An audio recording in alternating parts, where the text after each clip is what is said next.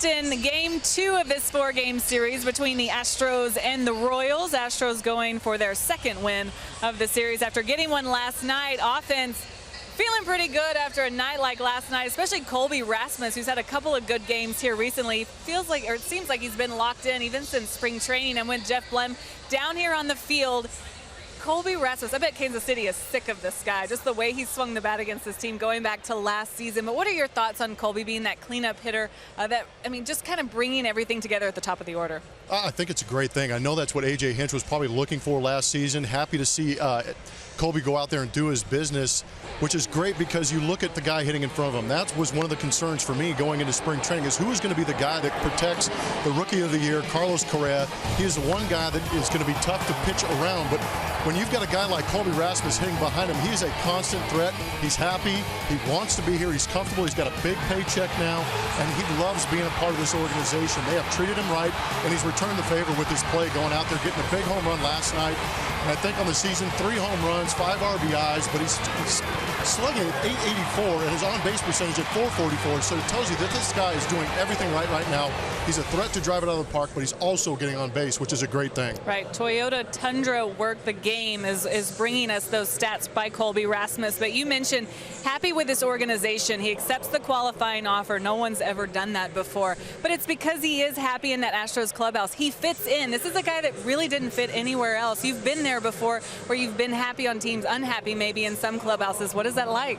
Yeah, I know the unhappiness, and I understand that when Colby Rasmus was in St. Louis, he was that young rising star on a veteran ball club, proven winners. Maybe didn't necessarily do it the Cardinal way, was trying to adjust to that situation, worked himself out of there, had some issues up in Toronto, but found a home here with these Houston Astros, and now he's in a clubhouse, and you hear him talking about it all the time. I love talking to him because everything is so positive, so happy, and he loves everybody on this team. He treats everybody as an equal, and he plays extremely hard. He expects the same out of those guys in that clubhouse. How good is that for the rookies to have a guy like Colby Rasmus accept them for who they are and the way that they play? It's huge. Yeah. It's huge because they know that Colby is that veteran presence in that clubhouse. So when they show up, they know the history of baseball says that veterans are guys who are a little bit salty, a little bit bitter, be careful. Yeah. But Colby's that guy that's probably waiting at the door with open arms, ski goggles on, ready to go. Ski goggles, Jeff Blem. Thanks for joining us. You'll see him in the 4th, but Brownie and Ash will get you started. Lineups and first pitch are coming up right here in Houston at Minute Maid Park. Astros Royals next.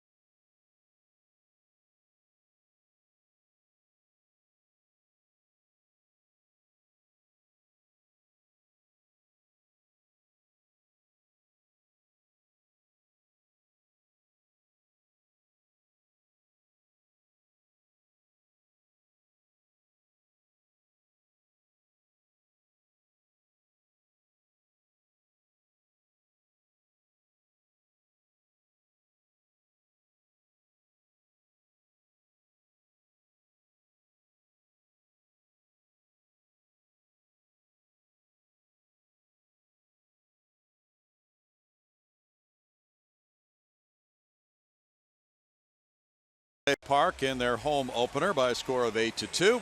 And now back on Root Sports, it's game 2 of the season as this 4-game series finds the Royals fielding this starting lineup. Alcides Escobar, the shortstop. Mike Moustakas at third base. Lorenzo Cain in center field. Eric Hosmer, the first baseman. The DH is Kendrys Morales. With Alex Gordon in left field. Salvador Perez, the catcher. Omar Infante is at second base. And Paulo Orlando, the right fielder. With Chris Medlin on the mound for Kansas City. And it's Mike Fiers, about to pitch for the second time for the Astros this season. And the high heater gets a check swing. 1 ball, no strikes. Escobar, a .250 hitter with no homers, has 1 RBI. Escobar had 2 hits and 5 at bats in last night's series opener. Fiers brings it down, gets a foul ball, and it's a 1 ball, 1 strike count. The Royals are 4-2. The Astros are 3-4 to open the season. Mike Fiers in his first outing at New York on Thursday got a no decision, working 5 innings, allowing 9 hits, 5 earned runs with no walks, 3 strikeouts.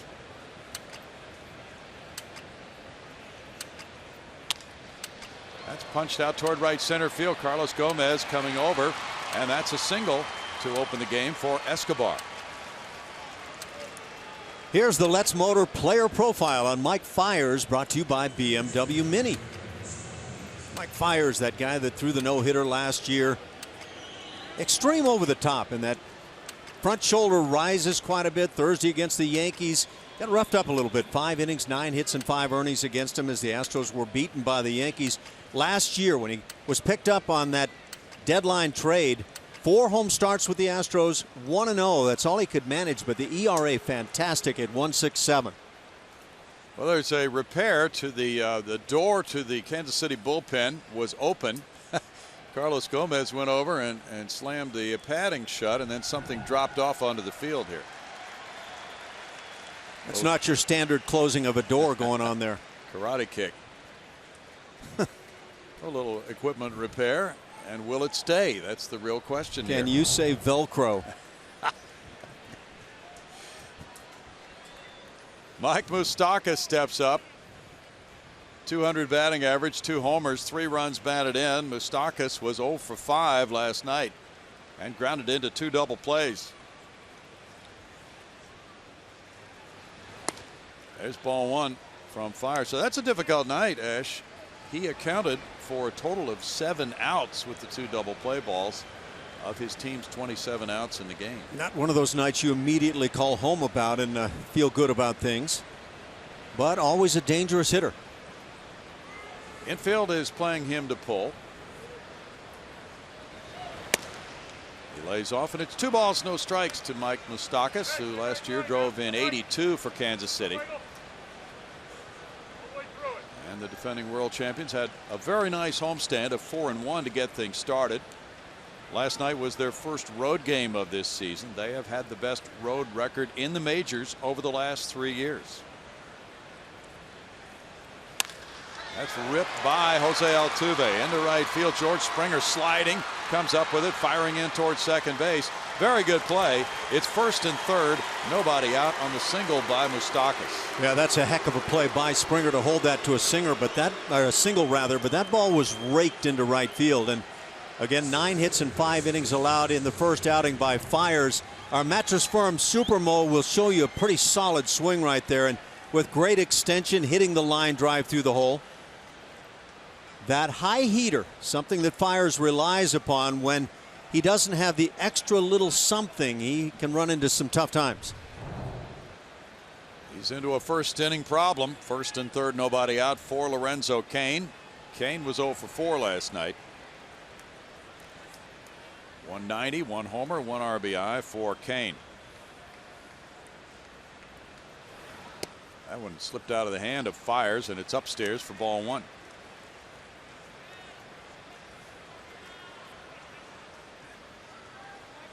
Cain got one of the big hits off the Twins closer Glenn Perkins on Sunday in the 9th inning in the comeback win for Kansas City. They swept the Twins prior to coming here.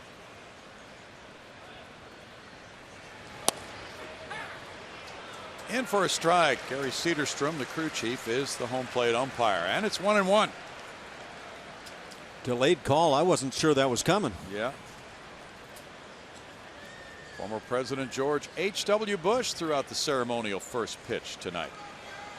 Always great to see him at Minute Maid Park before he and his wife Barbara head for the East Coast.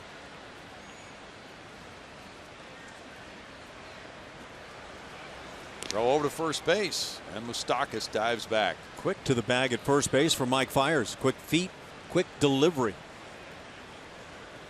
The Royals go on to Oakland after this 4-game series. There's former President Bush.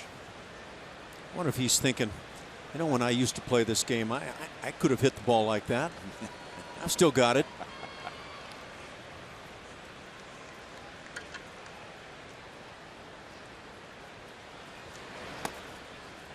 It's a 2-ball, 1-strike count. Isn't that something that the Astros and Rangers, of course, who have now developed quite a rivalry, have 2 former presidents who attend their games with some frequency, and both from the same family. Pretty amazing. Pretty impressive.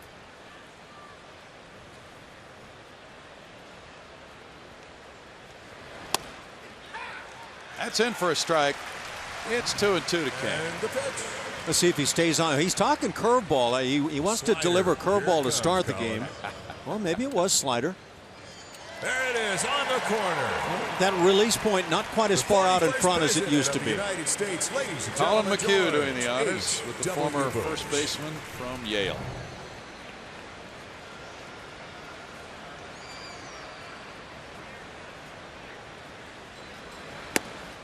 It's 3-2. Fiers struggling with his command here in the first inning. Colin McHugh, though, had no such struggles last night. 7 innings of 8-hit shutout baseball for his first win of the year. 90 miles an hour on that heater. That's getting in that high-end territory for Mike. Lorenzo Cain hit .350 against the Astros last year.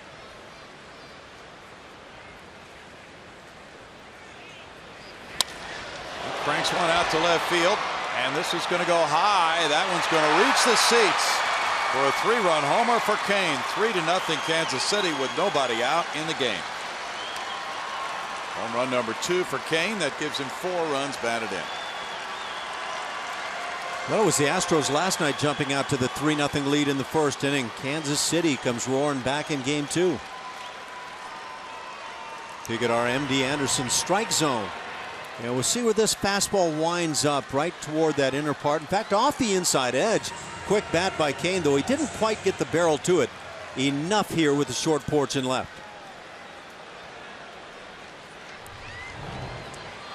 That's Cain's second and the Royals' 6th home run as a team here in their 7th game. Now Eric Hosmer follows, taking strike 1. Hosmer, a .318 hitter, has no homers, 2 runs batted in. Hosmer had 3 hits and 4 at-bats last night. He hits that one to third, where Luis Valbuena out of the shift takes care of out number 1. And Fiers said after that 5-inning no decision, giving up the 9 hits and 5 runs against the Yankees, that he felt good and he thought he was throwing the ball well. I would say the radar gun said the numbers were down just a little bit, but he was spotting the fastball well down in the strike zone, which is a bit rare.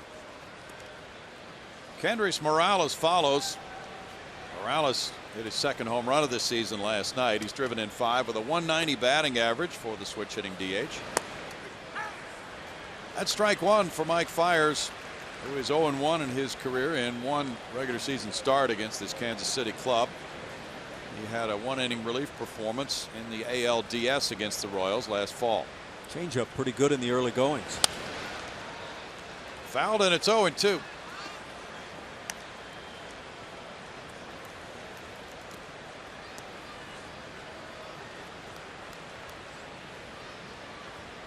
Royals came out on opening day with 9 different players on their roster from a year ago. Morales is down on strikes. 2 outs. Well, Mike does have that good over-the-top curveball, much like Colin McHugh, who used it very successfully against these Royals hitters last night. Right over the top.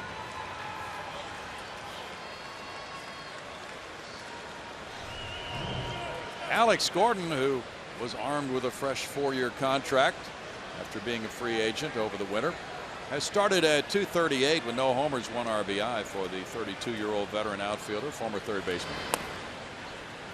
Looking at ball 1. Gordon last night opened the series with 2 hits and 4 at bats, a single and a double.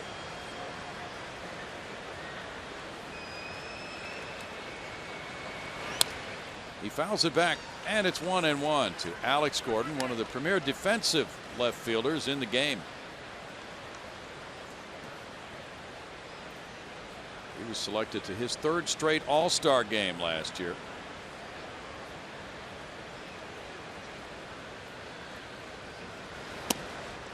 He started the bat and stopped it for ball 2, and it's a 2-ball 1-strike count to Gordon, who's a career .320 hitter at Minute Maid Park. He hit a homer last year in Game 3 of the ALDS.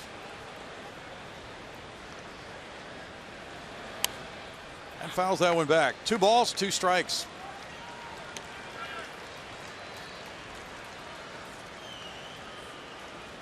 I mentioned the Royals are the best road team in the majors the last 3 years, with a record of 133 and 110 prior to their loss last night over a 3-year period. 3 balls, 2 strikes. The Astros, on the other hand, have been smoking hot at home. They were 53 and 28 in this ballpark last year. Struck him out. So after the 3-run homer, Fiers gets his 2nd and 3rd strikeouts after a ground out. Royals 3, Astros coming up.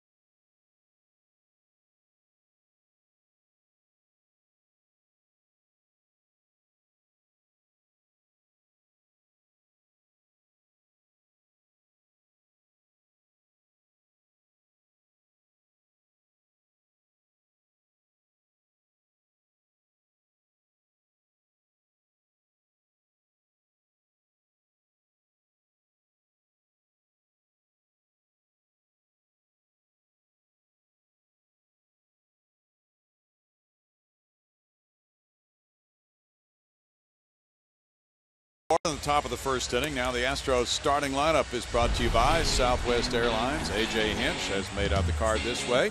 Altuve leading it off. Jose at 2nd base. Springer in right field. George batting 2nd ahead of Carlos Correa, the shortstop. Colby Rasmussen left field.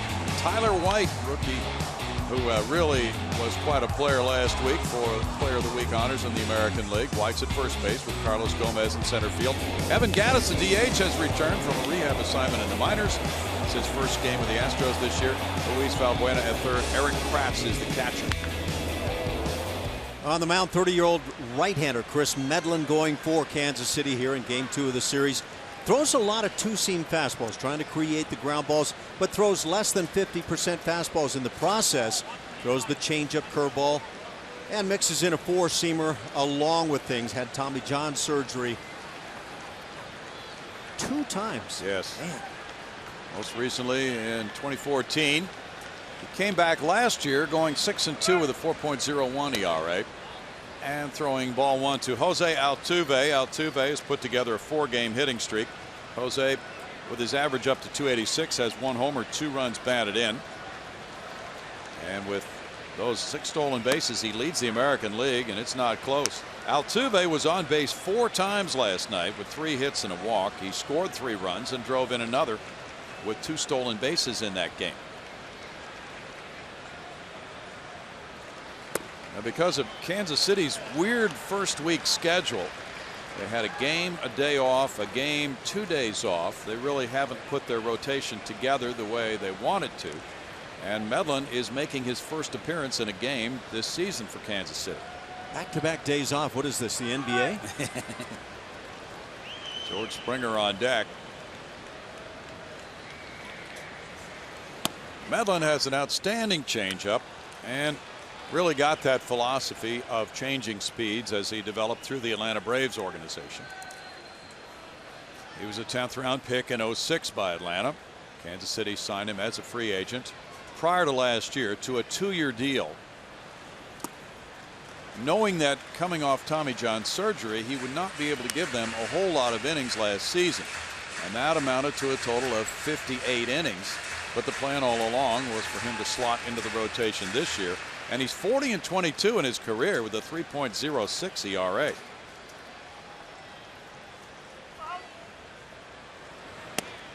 Altuve draws a leadoff walk, his 4th walk of the season. He was flying on those stolen bases last night. He led off the home first with a single on the first pitch of the game.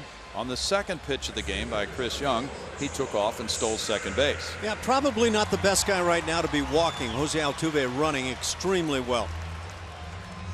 George Springer will be up next on a 3-game hitting streak with a .207 average, 1 homer, 5 runs batted in for George.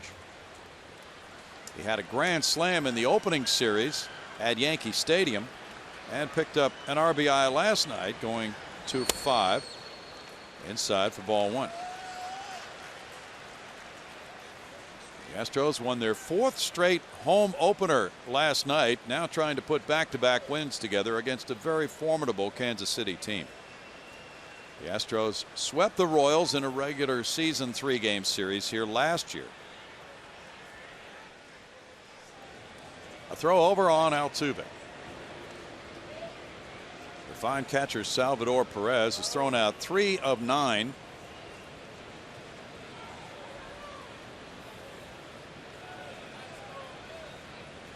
Medlen threw a simulated game last Thursday on one of those off days we talked about in Kansas City. He probably has just been going crazy until he got on the mound here. Big cut by Springer, 1-1. That's a long wait for the first outing coming out of spring training, Ash. Especially when you consider how much all the guys want to get it going early on in the season. George Springer with that huge swing, dropping to the knees, a la Reggie Jackson.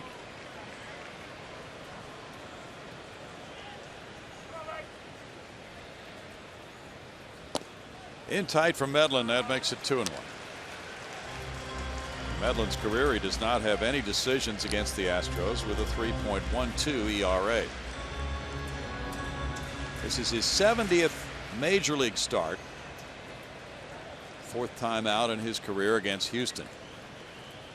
2 Tommy John surgeries. Ground ball hit to the left side for Springer. 4-game hitting streak for George. Altuve advances to second, and the Astros have something working with Carlos Correa coming up. Starting to happen for George Springer. He's a big difference maker potentially for the Astros in this order. And he hits the slider in the process. Certainly didn't cut down on the swing.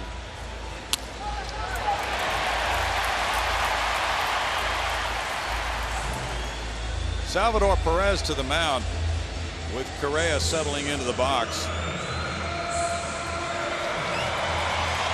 Correa with 3 homers, 6 runs batted in, and a .357 average. Had 3 hits and 2 runs batted in last night. Colby Rasmus is on deck.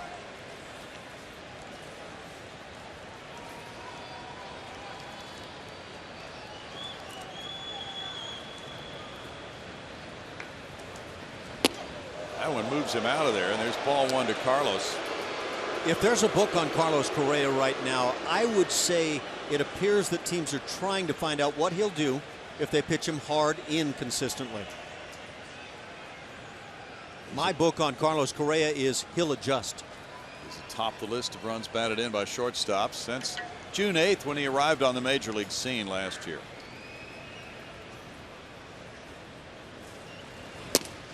That one also drifts inside to make it 2-0 on Correa.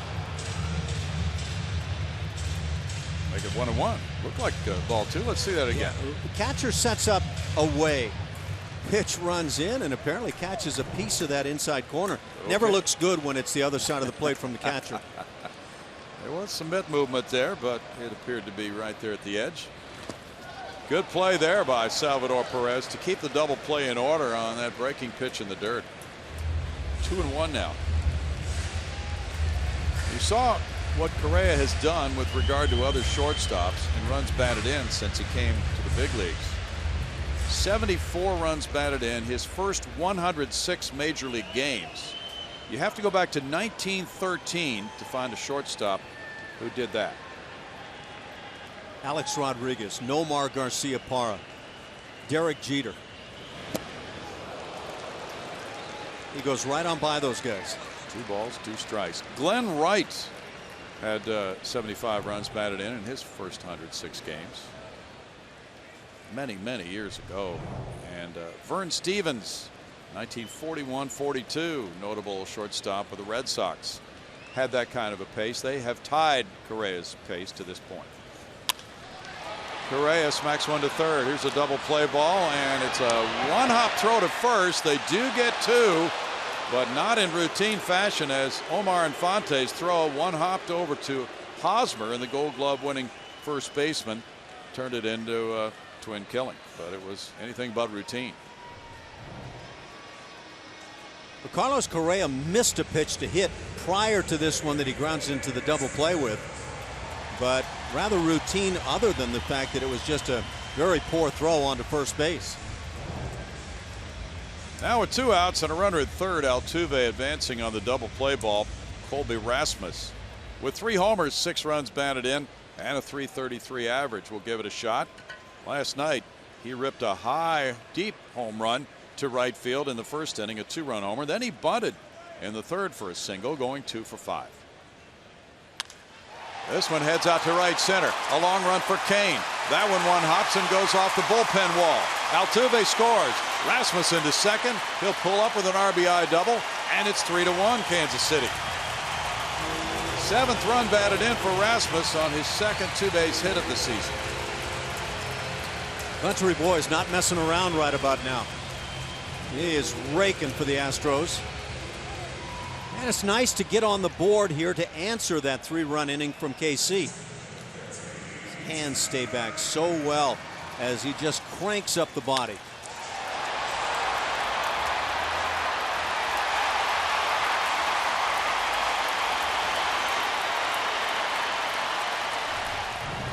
Tyler White, who won Player of the Week honors in the American League for the first week of the season, has done things no Astro has ever done for his first 7 games in the big leagues. There's ball 1. He has 3 homers, 9 runs batted in, 12 hits. And there you see the combination of statistics and where he ranks in the American League after that first slugging week as a major league player for Tyler White. He's also been selected. 2 balls, no strikes. He leads the American League in total bases with 24 right now. No Astro player has had a dozen hits in the first 7 games in the big leagues until Tyler White came along. He smacks one, and that one will go foul. Well out in front. You know what? Even that, though, that noisy bad foul causes a little fear and trepidation for a pitcher. And right now, Medlin is missing that outside edge on the right-hand hitters, leaving it back toward the inside edge. Good swing.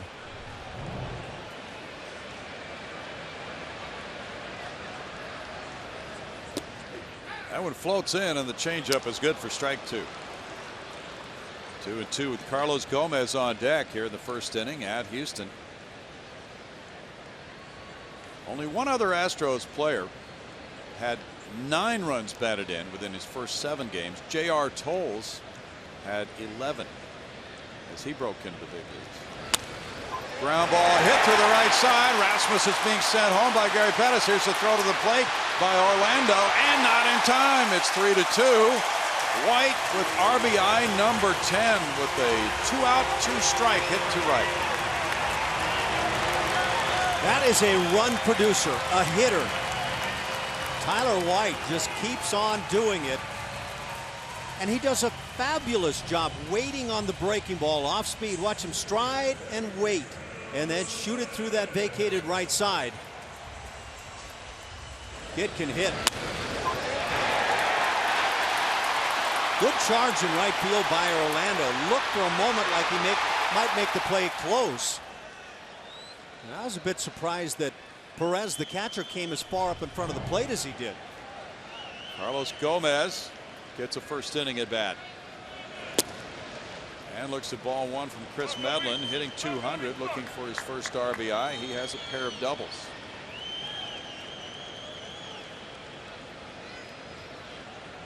Last night Gomez was 0 for 4. Third baseman Moustakas is even with the bag. It's 2-0 because Gomez quite frequently does try to bunt.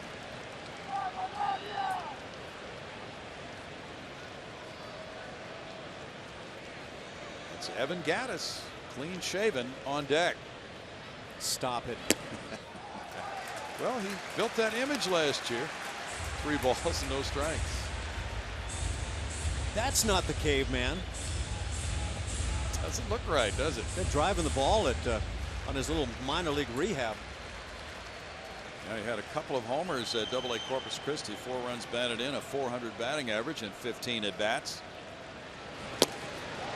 That went in tight to Gomez. He's ball 4, and the trouble continues for Medlin with his second walk of the inning to go with the 3 hits he's allowed.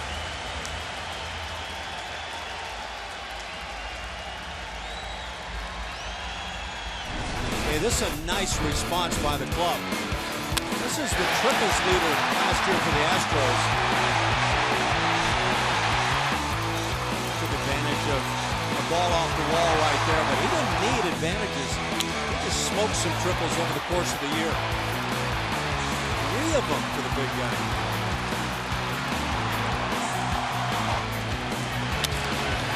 And he was toting that big beard last year. Imagine what he can do now.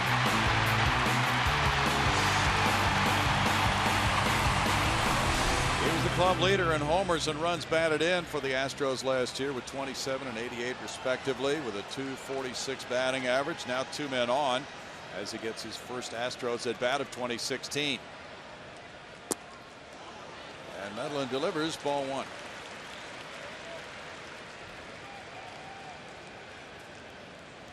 Gattis had surgery for a sports hernia prior to spring training. That's why he's beginning his season now. He needed some time to recover from that surgery and then needed some at-bats in a rehab assignment in the minor leagues.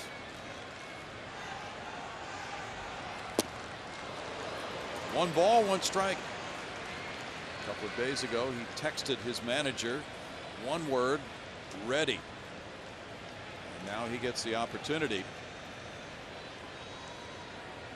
That hernia surgery was performed February 9th.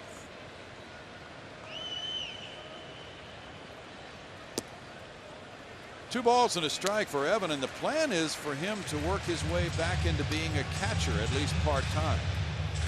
That work will start tomorrow before the game. He will not be playing in the starting lineup at least tomorrow night because of all the pregame work that is planned for him.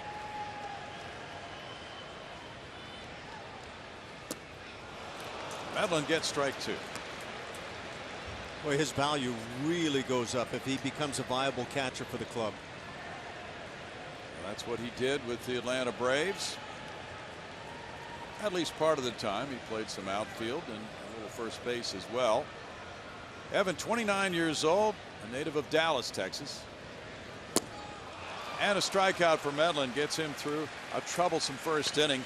The Astros come up with 2 runs, 1 on a double by Colby Rasmus to right center, 1 on a single by Tyler White to right, and It's a noisy first inning here. 3-2 Kansas City.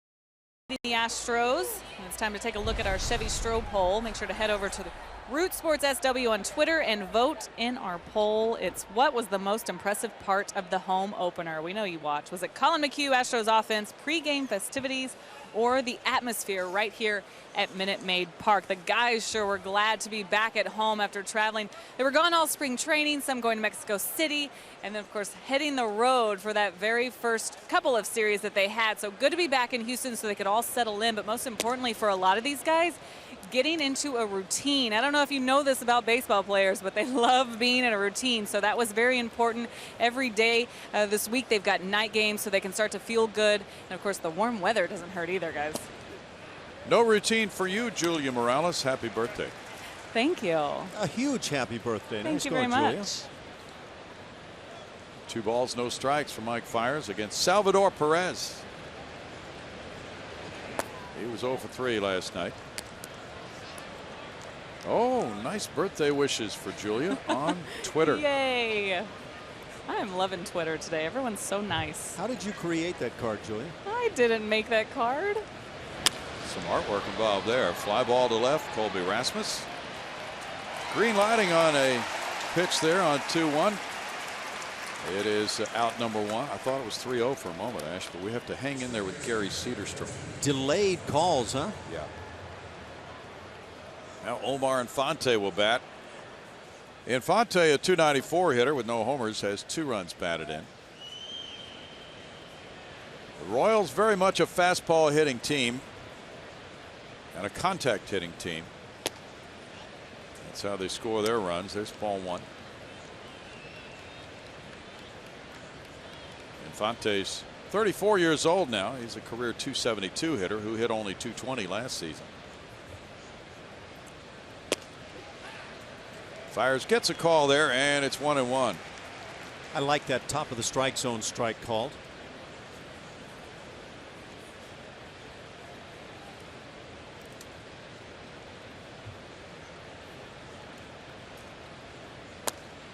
Fiers misses. It's 2-1 now. Mike came to the Astros, as you know, last July in the big trade with Milwaukee, along with Carlos Gomez. Native of Pompano Beach, Florida, who went to Nova Southeastern College. Lined out toward the gap in left center field. That will roll all the way to the bullpen wall. Infante to second. A 1-out double. Hit number 4 for the Royals. Guys came out swinging the bats tonight. They usually are a pretty aggressive team. And I'm talking both sides as well, but that fastball runs right back through the heart of the plate, inner third. And you've talked about it, Brownie. Kansas City and their Royals, good fastball hitters. I thought in the first inning that Mike Fiers turned to the changeup and curveball to really settle things down after the 3 runs it scored. Paulo Orlando at 375, 3 for 8. There's strike one. He came into the game late last night and played some outfield, but did not have an at bat. 30-year-old veteran. Although a veteran of only 241 major league at bats last year because he had been in the minor leagues. He's from Brazil. Spent 9 years in the minors. Both pitchers really struggling to throw strikes tonight, consistently falling behind the hitters.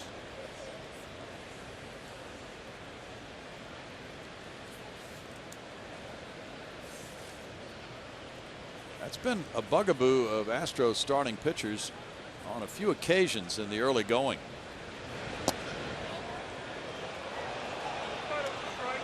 One and one. The Houston staff ERA coming into this game was 6.25 for the first 7 games. Altuve shades up the middle on Orlando. Escobar's on deck.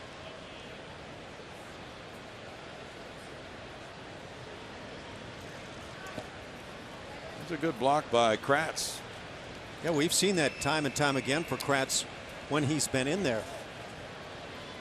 And of course, Jason Castro has been doing a real solid, steady job with that as well. Looks like the work that's being put in is really paying off. Exceptional. This is the second start for Kratz this season.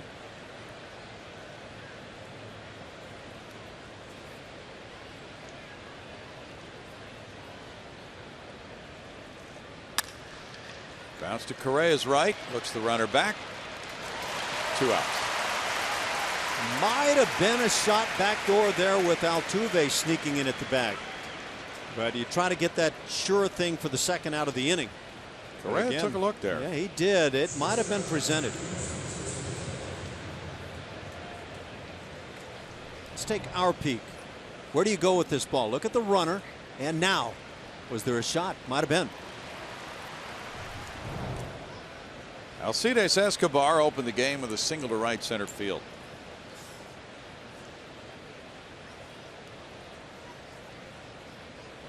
He won his first Gold Glove last year. Hit a home run in the World Series. Curveball bouncing for ball 1 to Escobar.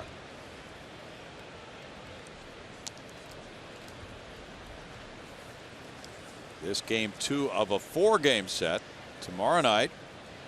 In a 7:10 start, Scott Feldman goes for Houston against Yordano Ventura. Thursday night at 7:10, Doug Fister opposes Ian Kennedy.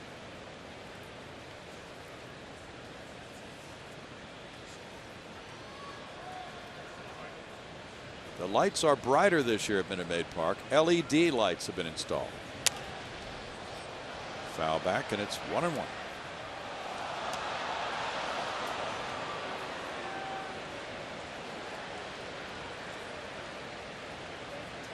Yeah, it's a good look, and I think everybody is agreed. Even when you come in at batting practice time, it's just bright in here. Really nice. Big difference. Something like 6 parks have LED lighting, we're told, in the majors. It's 1-2. Everybody talks about the bright lights of New York, but I think we've got them beat. It is noticeably different from previous years here. Good curveball, good call. Right there at the bottom of the knees. Now he may want to try to bounce that curveball here on a 1-2 count. These Royals hitters are pretty aggressive much of the time. And they do hit for a high batting average. They like to try, as a general rule with many of their hitters, to hit that fastball early in the count. Last year they hit .269 as a team. That was tied for best in the American League. They were 6th in runs scored. And they do not walk much. In fact, they were tied for the lowest walk rate in the American League last year. But with their pitching, they made it work. run the bases well, and they play well defensively. Gomez is well over into right center field. Foul back.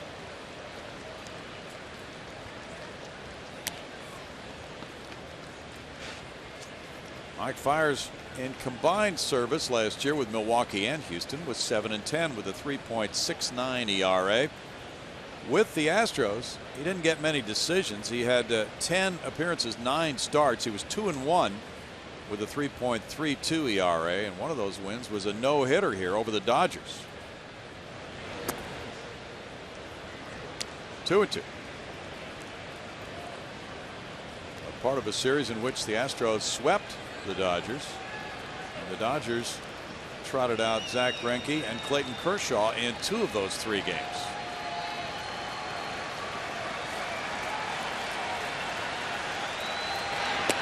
Upstairs, and once again that one got away a little bit from Mike Fiers. It's 3-2. Mike Moustakas is on deck.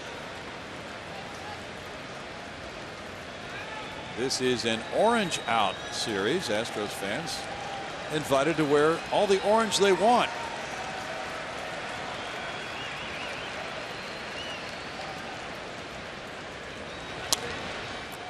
Fouled away.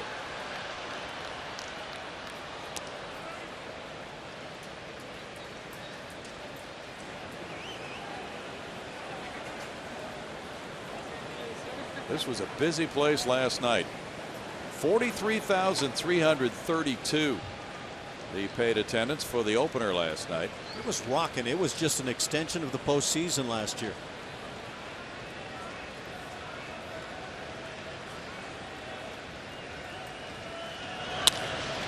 Out to center field. Gomez with a long run, gets over and makes it for out number 3. No runs, a hit and a man left. Kansas City leads it 3-2 after an inning and a half.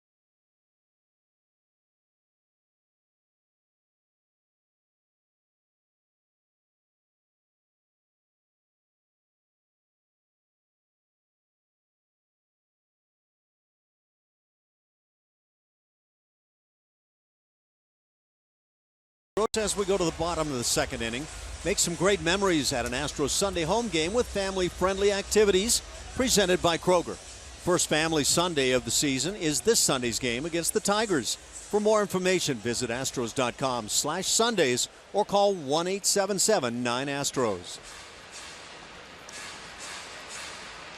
Yeah, the Tigers, who have played well for Brad Ausmus in the early games, will be here over the weekend, Friday, Saturday, and Sunday. And the Astros have Monday off and travel to Arlington, Texas for a 3-game road trip against the Rangers. Luis Valbuena with Houston down a run, 3-2. Carries a .261 batting average into the box. 3 runs batted in and moves a little bit away from that inside strike call, 0-1.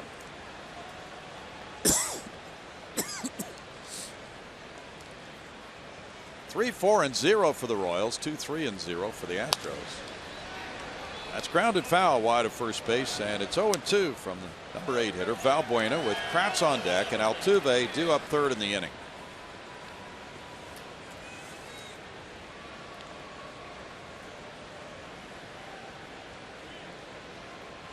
The Royals had the third best ERA in the American League last year. Medlin bounces that one, and it's 1 ball 2 strikes.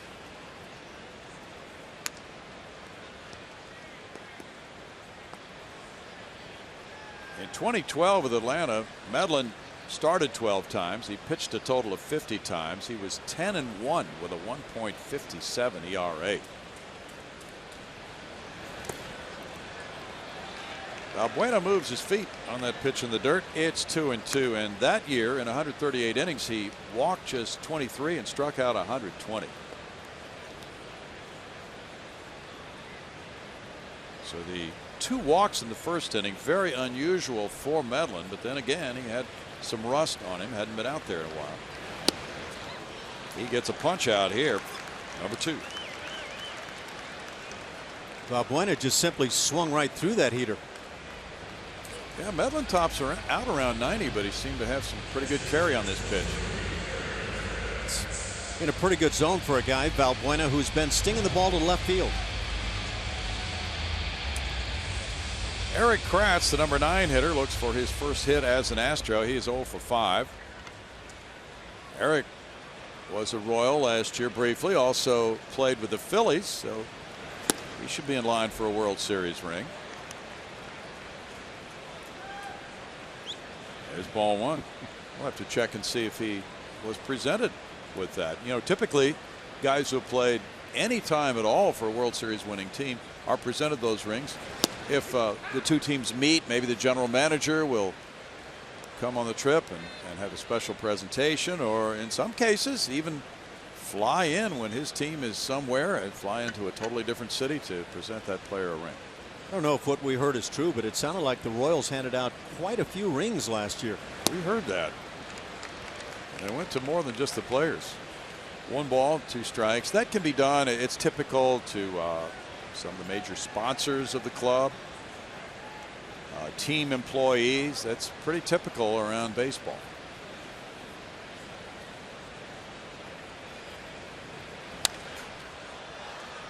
Fouled away 1-2. Well, after all, the Royals hadn't won a World Series since 1985, so they did reward people for their loyalty.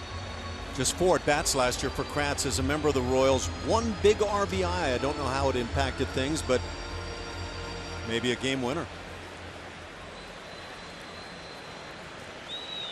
So they wear that proudly on the sleeve. Kratz is down on strikes. That's number 3 in a row now for Medlin.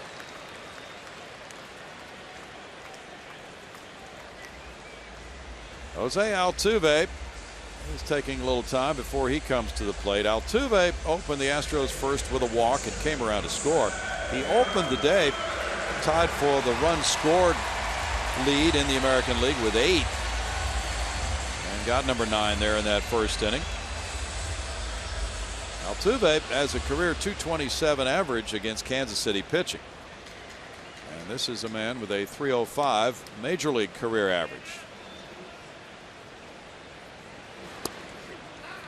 In for a strike with Moustakas a step in front of the bag at third. Lance McCullers Jr. has been here, and he is due to throw a bullpen tomorrow before returning to Corpus Christi, where he'll make another rehab start Saturday. 1 ball 1 strike. When McCullers pitched here in the playoffs against Kansas City, this place was rocking. I don't know, for me, just seeing him back with the team, a very good feeling. He had a sore shoulder in spring training, so this is now his spring training as he rehabs with the Corpus Christi Hooks. Medlin just continues to miss on the non-target side of the plate.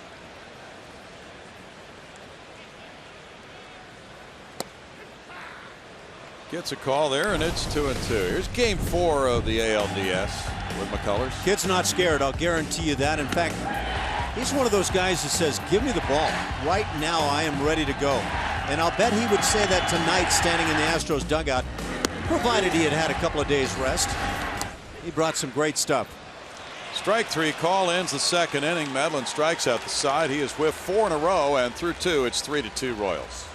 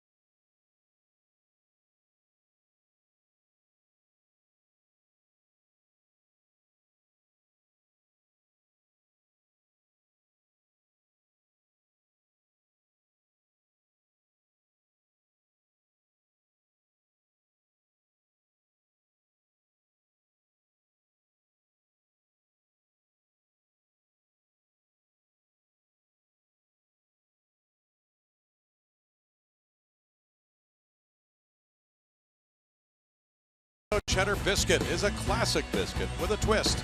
Grab one for breakfast today. And by Southwest Airlines, transparency, low fares, nothing to hide. Here at Minute Maid Park, we go to the third inning. It's 3-2 Kansas City. The Royals have out hit the Astros 4-3. No errors in the game. Mike Fiers on the mound facing Mike Moustakas. Moustakas singled to right and came around to score on the 3-run first inning homer by Lorenzo Cain. He takes that curve in the dirt for ball 1. The Astros are 27-22 against the Royals in all-time competition. They've won 8 of their last 10, and they're 13-12 here at Houston against Kansas City.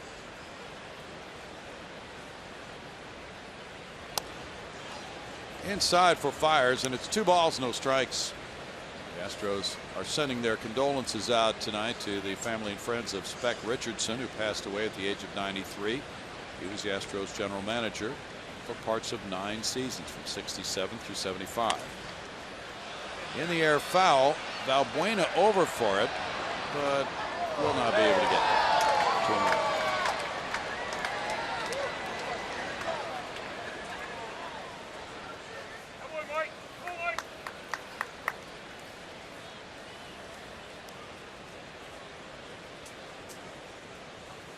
This battle in the AL Central should be something to follow this year. Every year I look at that, I think Tigers. It's got to be the Tigers. Yeah.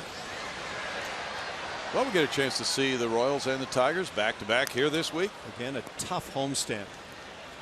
And I think the Yankees are underrated by a lot of folks after having seen them and not at full strength yet. I think they're going to be good.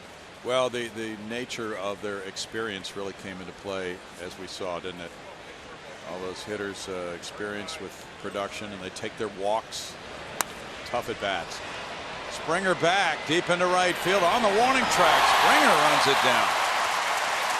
A right fielder with center fielder's range handles out number 1. Just by watching George's reaction after catching the ball, I'm not so sure it was a clean catch. I want to see what happened there, because body language said maybe there was a little juggling act going on. I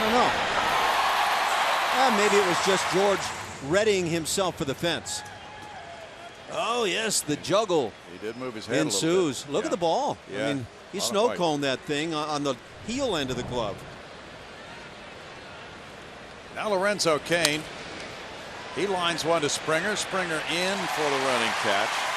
You know, he moved his head. He took his eyes off the ball his final few feet before The ball got to his glove, and I think you're right. I think he was trying to glance at where the wall was, Ash. Yeah, I think it was all going on for him. But 1 year ago today, George Springer, Arlington, Texas, and maybe the play of the year for the Houston Astros. That game was a loss if that ball goes out or drops. And the Astros came back and won it. But yet, George Springer can make some defensive plays with the best of them. Eric Hosmer takes that first pitch from Mike Fiers. It's ball 1 to Hosmer. He grounded to third earlier. And you could make a case for that being the catch of the year. Why? Well, A, how far he had to go back, the timing, the leap. B, he robbed a grand slam that would have won the game for the Rangers. And C, the Astros came back and won the game.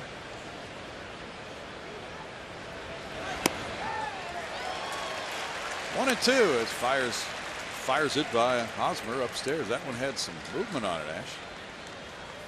When he runs that high heater up close to 90 miles an hour, generally hitters have a really tough time getting to it. Bounced again to Valbuena. Position just where he was last time. Hosmer hit the grounder to him. And that Springer catch helps the Astros to a 1-2-3 third. They come up now in the bottom of the third, trailing Kansas City 3-2.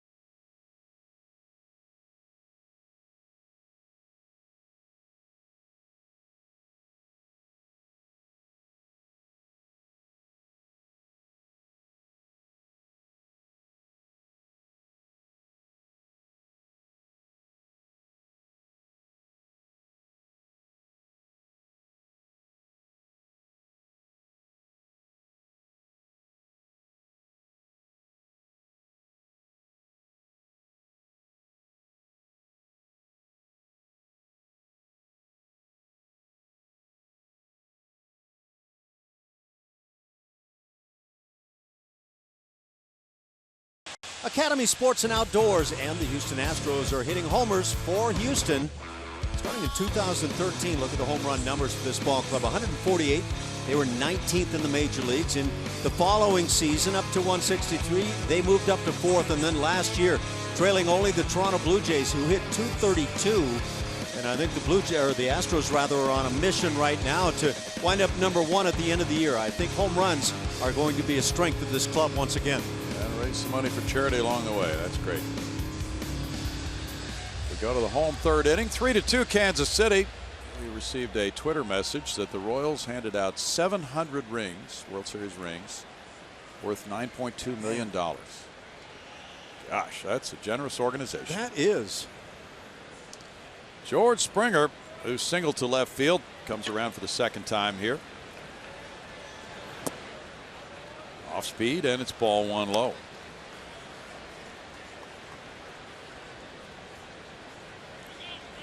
Springer, Correa, and Rasmus to bat against Medlin here in the home third.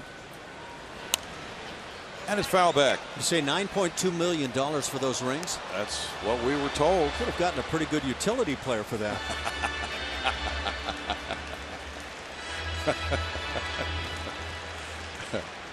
What's the average salary this year? Over $4 million in the major leagues, right? Yeah, somewhere in that range.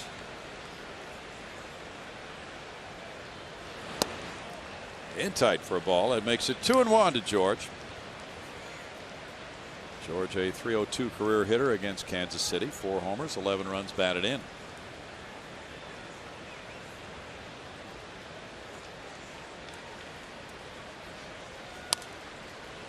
Foul back.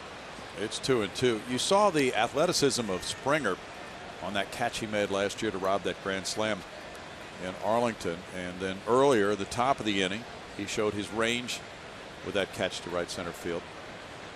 And then he makes a lot of diving plays in the outfield. And it can lead to more injuries. Another single. That's just about exactly the same spot as his first hit of the night. And Springer's 2 for 2. Yeah, that hole has worked pretty well for a long time. Looks like this fastball just keeps running in again. Out on the inside edge. Springer gets enough wood to it to pick up hit number 2 on the night. That's that old 5-5 hole that Tony Gwynn likes so much, Ash. He could hit any hole that was provided for him. I'll tell you what, if they had tried to shift on him, I would have loved to have seen the damage done. Oh, my goodness. He would have hit 420, right? Carlos Correa bounced into a 5-4-3 double play.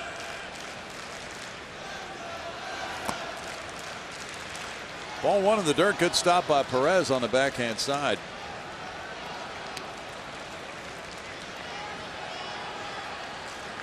Correa takes a look down at his third base coach, Gary Pettis, who's flashing signs. Carlos has had a couple monster games at the plate this year already. 1 ball and 1 strike. He's tied for 3rd in the American League in total bases.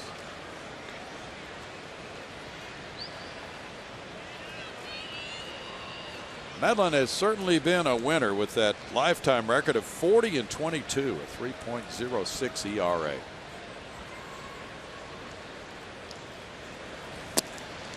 Correa misses. Takes a look at a pitch that misses, and it's a 2-ball, 1-strike count. Medlen has missed low a number of times down around the feet of the hitters. Medlen grew up in California, went to Santa Ana Junior College. Had his first Tommy John surgery in 2010, his second in 2014. Throw over to first, and they pick him off. Springer is picked off first base by Medlen for out number 1. The Astros had some sloppy base running a couple of days ago in Milwaukee. Clearly Springer was starting to slide the feet towards second. Don't know if that meant he was going. But if you're a team that picks up a lot of stolen bases, you're going to be aggressive, and aggressiveness sometimes burns you. Now the Astros are leading the majors in steals with 9. But that time they lose their leadoff base runner in the inning with the pickoff. Tapped by the mound. Escobar. Safe at first. A throw in the dirt. Hosmer was able to dig it out, but the first base umpire, Eric Cooper, rules safe, and Correa is credited with a single. Like a big wide receiver in the NFL, Carlos Correa runs well. Better than you might think. And a review of his minor league stats will tell you he'll steal some bags as well. That's just digging it out. Sniffing that base hit, and he needed every bit of that. Good takeoff on what appeared to be a broken bat from the sound of it. It's a good call, too, down at first base. If the ball hadn't bounced, they would have had him. Colby Rasmus takes ball 1. Colby had the RBI double in the first. Right there. That ball just getting in there, foot on the bag.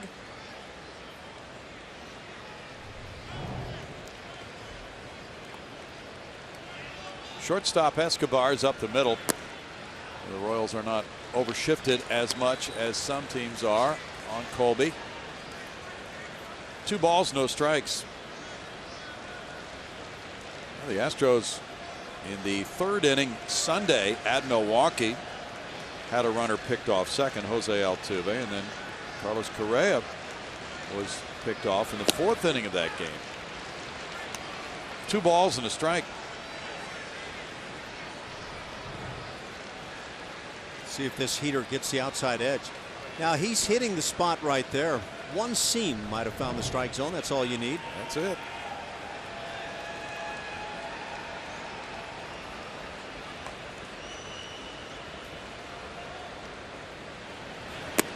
Rasmus takes one in tight, 3-1. What was unusual last night about Colby's game was he hit a 2-run homer in the first, batting cleanup. In the third inning, he came up with 2 outs and a runner at first, and they were overshifted like they are right now, and he laid down a bunt single, leading us to a question for which we did not have the answer. When's the last time a cleanup hitter hit a homer and then bunted? Line drive and knocked down by Infante, and he throws to first to get Rasmus. Now a rundown on Correa, and Hosmer gets it over to Moustakas for the tag on the double play. 4-3, 6-3, 5 on the rundown, and for the Astros, no runs, 2 hits, nobody left. This is 2 double plays in 3 innings for Kansas City. And it's 3-2 Kansas City. Jeff Blum joining Ash in just a moment.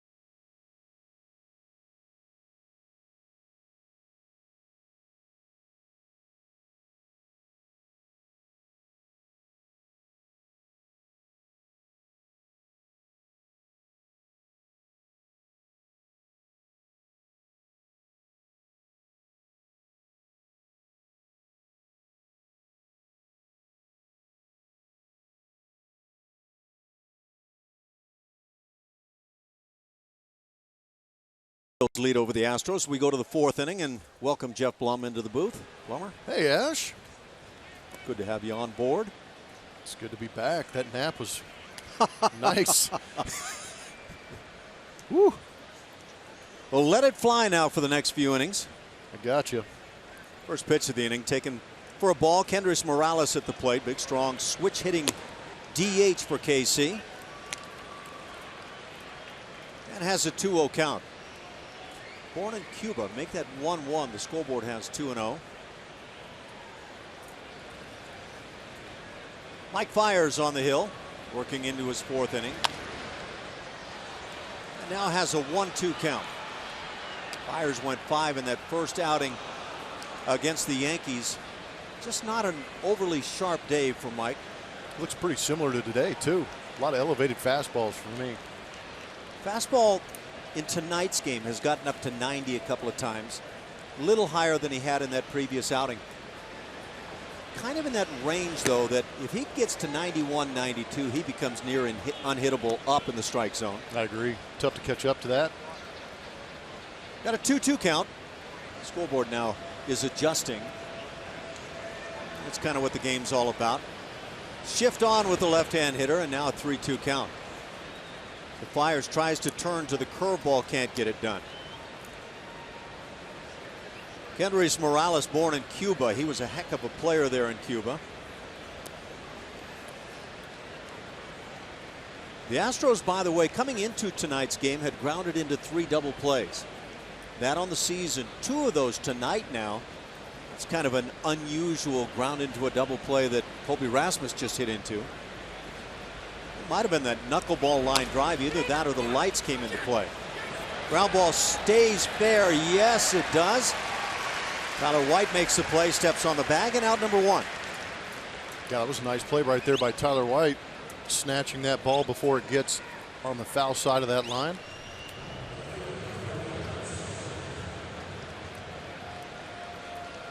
Good reaction. Smart baseball. Yeah, that double play off Colby Rasmus's bat, that ball was absolutely smoked at Infante. What did you think? Knuckleball or lights involved? I think it knuckled a little bit because he squared that thing up nicely. But you could kind of tell there might have been a little bit of topspin. Infante jumped and almost overleapt the ball because he had to bring his glove back down. Alex Gordon at the plate. Struck out in the first inning. Fiers has 2 punch-outs on the night. Brownie has talked about the new contract acquired by Alex Gordon in the offseason. Very good defensive left fielder, a guy that can hit with power. He's been a steady performer for KC.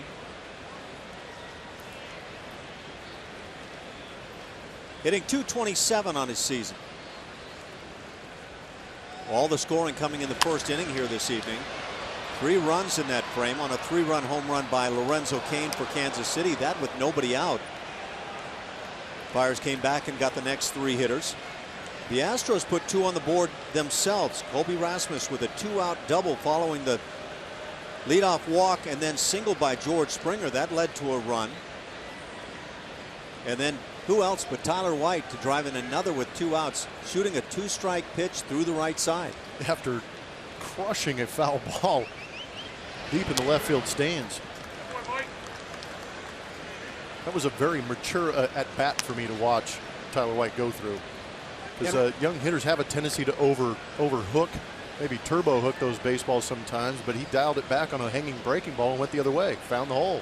Sometimes when you yank one of those turbo jobs you're talking about, you get impressed and try to do it again. Exactly. And he turned the other way and just shot one through the right side. 2-2 the count.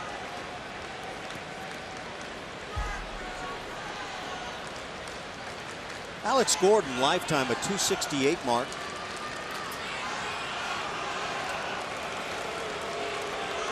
In his 10th year in the major leagues. And now 3-2 as Mike Fiers continues to battle with the strike zone.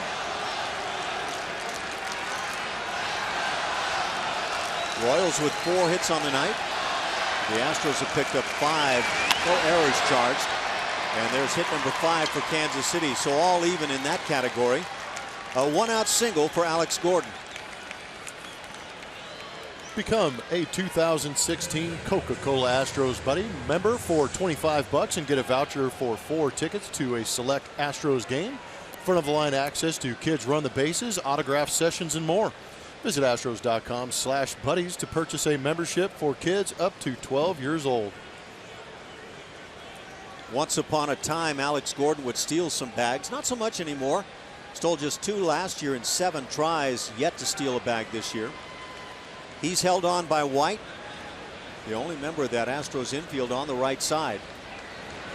Salvador Perez, the catcher at the plate.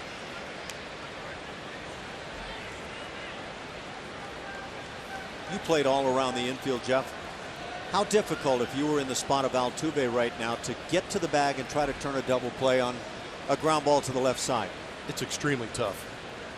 Just a tough angle, and as a third baseman, trying to lead the second baseman from where he is to the bag is extremely tough too. Yeah, I hadn't thought about that, but that's a different look for the third baseman or shortstop. Yeah. And again, we've seen them practice often enough. They do practice these situations, so they are ready for it. But still, when in the speed of the game, adds a whole different element to it. Now, if you're playing third base, for example, and get that ground ball, are you just going to try to throw it chest high over the back?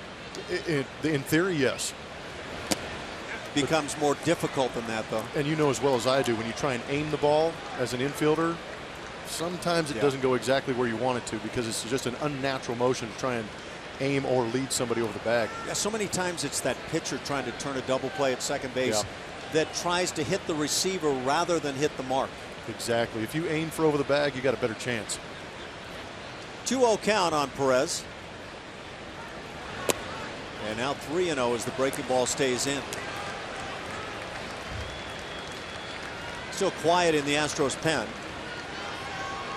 Yeah, the next pitch will be the 7-year. But at the same time, A.J. Hinch has been forced to use that bullpen a good deal already now. And I think he's concerned about getting the guys a little too much early work. I completely agree. The last thing you want to do is burn out a bullpen early in the season. On the 3-0, Perez airs it out. It's 3-1. Fiers pulled the string on that, anticipating that 3-0 swing.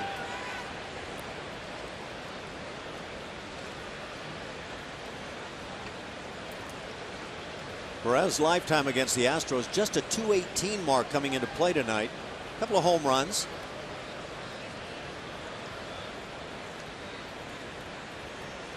Gordon does not go as this one is crushed, but hooked well foul down the left side.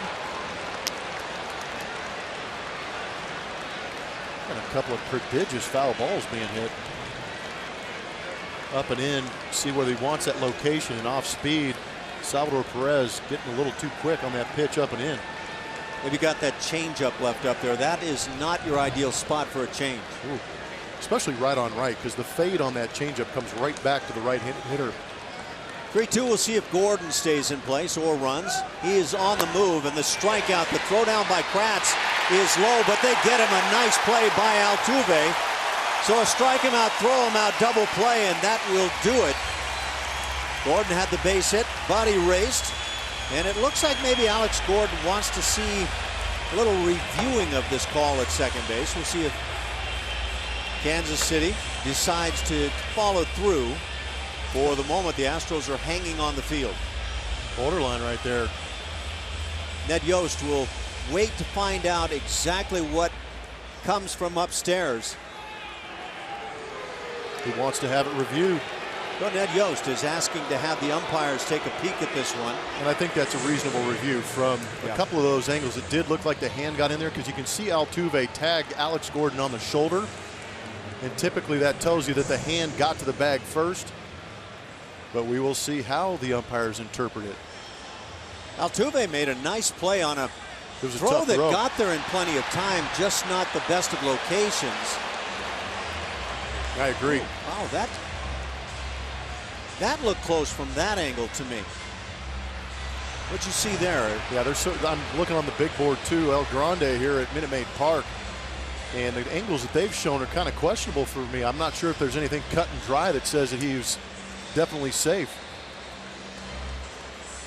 One way or another, strikeout number 3 from Mike Fiers. Get a couple more looks at it. Is there a tag? Boy, it sure looks from that angle like the tag doesn't get there, like you say, until the shoulder. Yeah, that was a good angle on it. I wonder what A.J. Hinch is out there talking about. I just don't think he likes that Ned Yost is stealing some of the TV time with these challenges. He wants to go out there and get some airtime too. Well, he's a smart manager. He is, and that's the best part about it, because we have a chance to go talk to him afterwards, and he'll come up with his reasoning, and we're like, oh, did not think of that. You know what? Even though he went to Stanford. Yeah, I was going to say that the Stanford grad, and you know that's kind of. I don't want to compare schools, that sort of thing. But is there? Well, I wasn't going to go to Cal. I was going to go on the East Coast somewhere, but I'll stay away. But yeah, he comes with a reputation of having graduated from Stanford. And when you meet him, such a normal, good guy, but he's bright, and he wears it well. Yeah, one of the things I asked him, I go, as soon as you got the job with the Houston Astros, as they called him safe. And AJ's going to have a talk with home plate umpire Gary Cederstrom. But AJ said as soon as he got the job with the Houston Astros, first thing he did was reread the rule book. Well, that's wise. Even from the last time he was manager, has changed quite a bit. Well, then Major League Baseball comes up with the don't break up the double play slide rule at second base, which is still a big issue for a lot of people, especially managers around Major League Baseball. And there's a lot of talking behind the scenes going on about that rule. I'm not a fan of it at all. Yeah, I'd like to find out from you exactly what you would do differently. I'd let him play. I mean, Utley's slide was egregious. That was awful.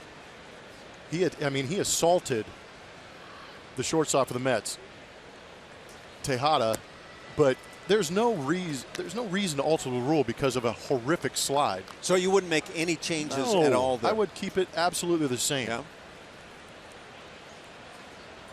Yeah, I was listening to A.J. Hinch the other day as we see Omar Infante at the plate, who doubled in the second inning.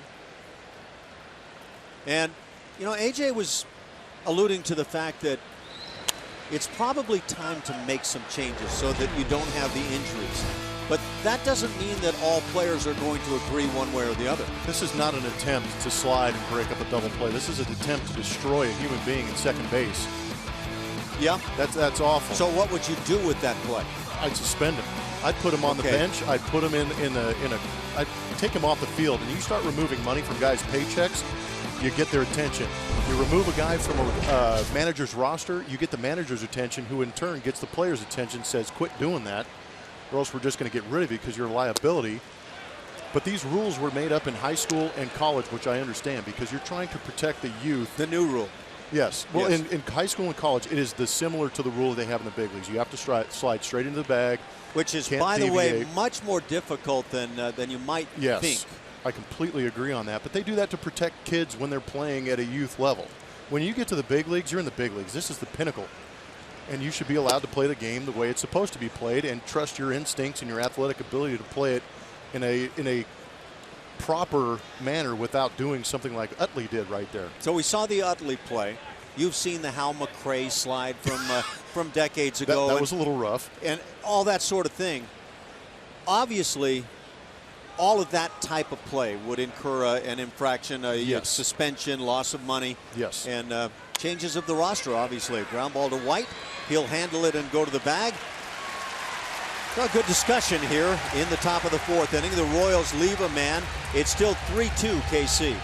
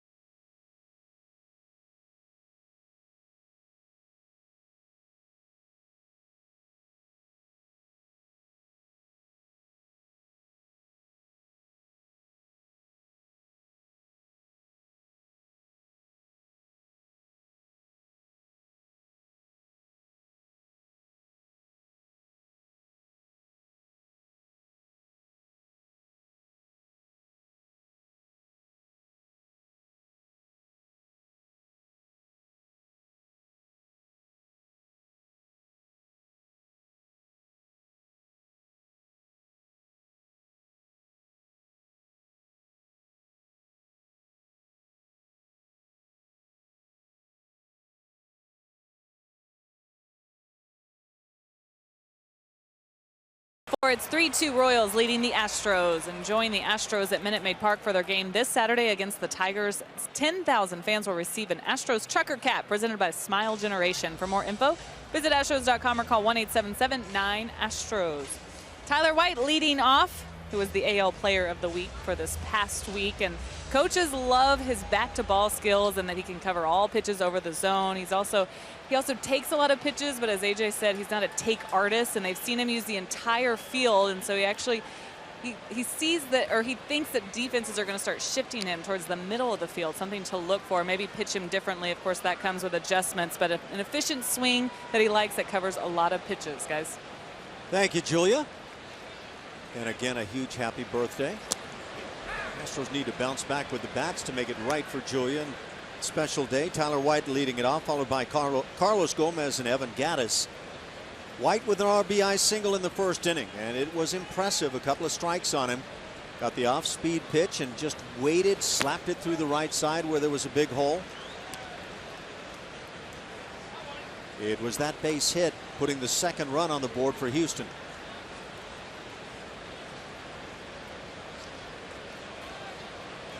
And I think we can add about Tyler White. He does continue to play just fine down at first base. My impression, I don't know if you've seen enough to agree or disagree right now, but Tyler White, though he has that reputation of drawing a lot of walks, to me he's a swing first guy who puts fear in the mind of the pitcher and is able to stay off of pitches and draw the walks as he picks the strikeout out up right here. No, I agree with you. And I like that mentality. A lot of the guys that I played with and admired and actually had extremely successful careers had that mentality. Lance Berkman was really one of them. And I enjoyed talking to Lance about that because you almost saw him flinching at every pitch, but he was in attack mode the entire time, but still had enough plate discipline to be able to lay off some really tough pitches around the zone. Carlos Gomez at the plate. Carlos walked in the first inning. And having a tough time trying to get things on track, hitting just 200 on the year. Third baseman drawn in, respecting that speed of Gomez as he takes a strike.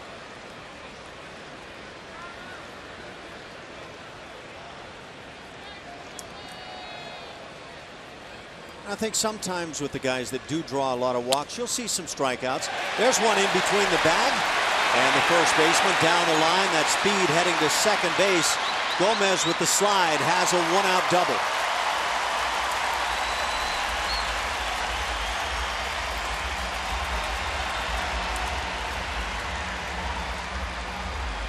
Some kind of special from Carlos Gomez right there, sneaking that inside that first baseline.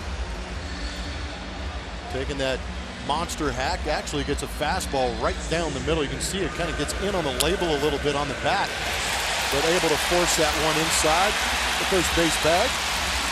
And you know for sure he is going to try and extend that into a double, and does. And two-bagger number 3 on the season for Carlos. He's in scoring position for Evan Gattis.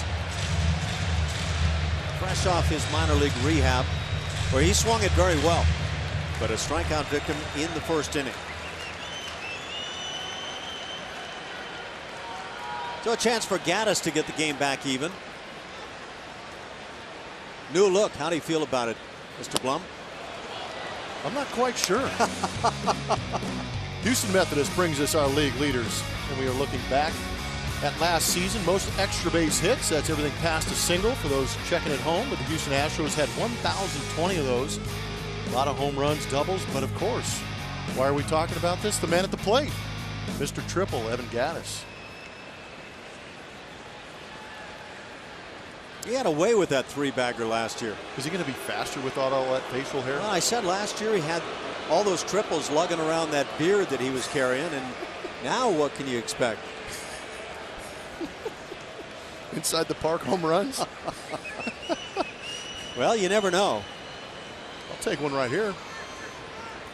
Gattis, by the way, has a couple of career triples against KC.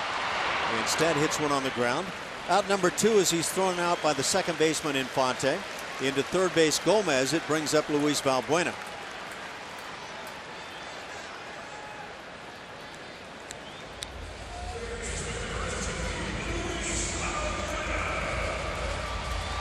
So Valbuena will stand in. He struck out in the second.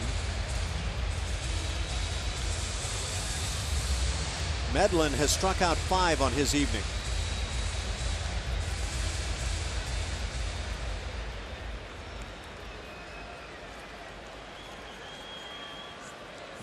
Valbuena hitting .250 on the year. Looking for that first long ball. You calling it? I didn't go quite that far, but I interpreted it that way. did you? Good. We'll lay it on you then. There's nothing wrong with calling it. No, it I mean, isn't. guys in the dugout call home runs about 162 times per man per year, Isn't right? that the truth? It is the truth. Yeah. I can feel it. He's going to go yard right here. Of course, that 2 times over the course of the year that they're right, it's a pretty proud papa kind of attitude in the dugout. Valbuena not happy at all with that call. Medlin's been showing some good late movement in this game. The Astros are having a tough time, but you can see it with that sinker right there on the outside corner. Salvador Perez set up off the plate, but that fastball running away is a good 3-4 inches off the plate. Well, Valbuena shows that he knows his strike zone. 0-2 the count, though. Wide open left side. Luis has been using that left side well. Perez, the catcher, wanted to make sure that pitch was not on the plate. Trying to elevate that fastball. Seen a couple of good changeups. Medlin was an excellent fastball changeup combination type pitcher when he was with the Braves before he had those Tommy John surgeries. In on the hands, popped up into shallow center field. Coming in and calling off his infielders and making a sliding spectacular catch is Cain. So it takes a tough catch to get it done. It's still 3-2 Kansas City.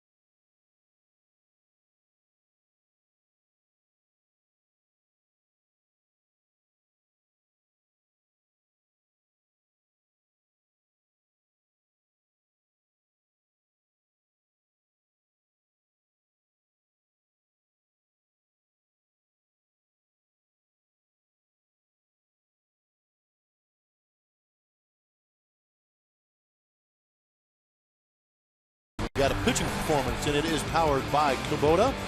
Last night, Colin McHugh redeemed himself after that one-out outing in New York. Had great command of the fastball, cutter, curveball combination. Did a great job of elevating in the zone again. Mechanics looked spectacular. He even got some help from his defense. Tyler White with the rare 3-6-1 double play. 7 shutout innings to help that ERA with 102 pitches. Excellent performance. Good to see Colin McHugh making those adjustments from start to start, too. To me, that was the big factor from last night, because you've got to have pitching ultimately to win. This team's going to hit. I believe the home runs are going to be, again, a big part of what the Astros do. Completely agree. 3-2 Kansas City here in the 5th inning. That pitching staff is going to have to probably put up something close to what they did last year. Big one hopper to Valbuena. And out number 1, and they were number 1 in the league in ERA. Right in front of the Cleveland Indians, who could be good this year. Could be a turnaround year for them. That starting rotation for me doesn't get talked about enough. Those guys are going to be very good.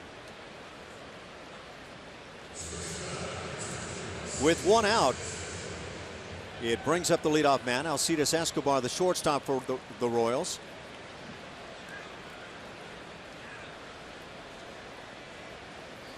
But after that first game for Colin McHugh, there had to be a lot of concerns. And I think for him to step out there and calmly make that happen was a big positive statement. Big swing by the shortstop for the Royals. He has singled and scored and flied to center.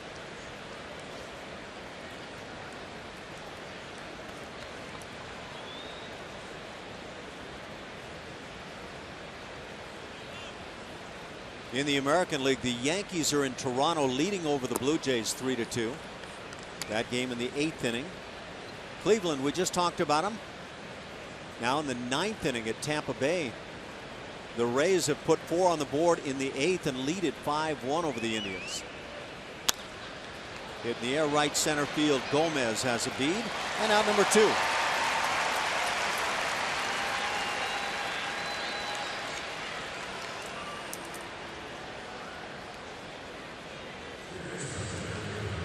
Tigers winners, and of course the Tigers come in on Friday, play over the weekend here at Minute Maid Park. Brad Ausmus's club, and they figure to be much better this year than they were last year. Tigers win over Pittsburgh 8-2. Oakland A's and Angels play in Oakland tonight, as do the Rangers and Seattle. The other game going on, Baltimore invading Boston, leading 9-4 at Fenway Park now in the bottom of the 7th inning.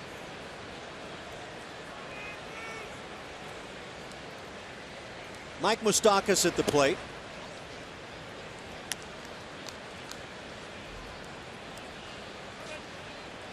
And the Moose has a 1-1 count.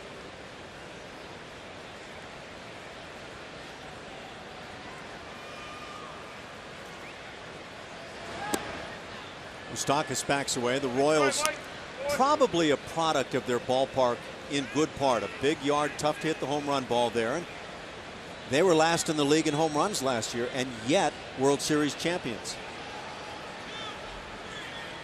Yeah, they did a good job of manufacturing a team that could produce in that ballpark. We talked about how stingy they can be at the plate, taking some tough pitches, getting on base, just kind of pestering you with base hit after base hit, base runner after base runner.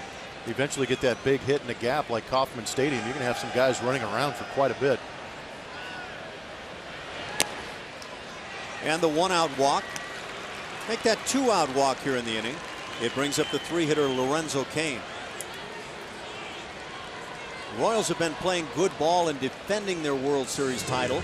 They're 4-2 coming into play tonight, and yet offensively not doing a whole lot, hitting just .245 as a club. They've hit 5 home runs. That's 11th in the league. And I believe that's a credit to their pitching. I mean, this is a team that's built to bug you a little bit, get in your craw a little bit, score some runs, but they're not looking to score 5-6 runs a game. They're looking to get 3. They're actually just looking to get a lead somehow in the 6th inning so that Ned Yost can go to that bullpen and just shut the door. How much of the 81 games at home for that pitching staff carries forward onto the road, do you think? Because I think about teams in Colorado that struggle pitching on the road because they're just beat up from the 81 at home. Yeah, you lose your mind pitching in Colorado for sure. You think they'd be chomping at the bit to get out of Colorado, unfortunately, even though that is their home stadium where they got to pitch quite a bit. But I think it's easier to move from those big ballparks into smaller ballparks because you don't really have to make that major adjustment other than you want to really stay away from leaving fastball center cut up out of the plate, elevated in the zone. For Cain on the night, it was the 3-run home run in the 1st inning. His 2nd bomb of the year. That is the difference in the game. 3-2 KC. Fires with a 1-2 count.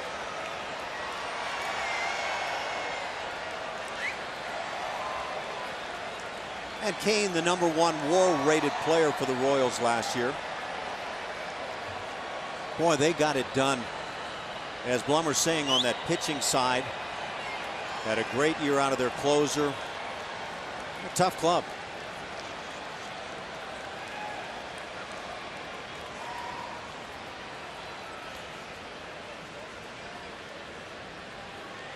Byers holds onto the baseball quite a while and then misses way high.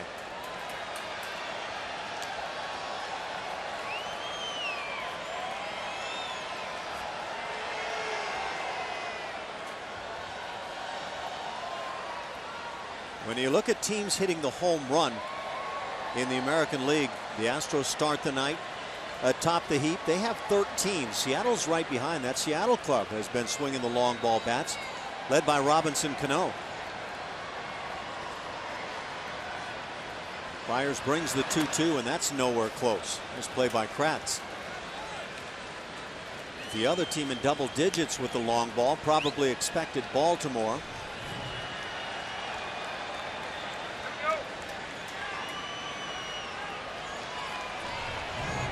Kratz on that backhand side, able to make the play. Pretty good grab. I wonder how many baseball people, Blummer, would respond with the right answer here. Team in the American League with the least home runs to date. The LA Angels. Runner goes. Driving to right center field. Long run, Springer. He'll get there just shy of the warning track and make the catch. And that'll do it for KC in the 5th inning.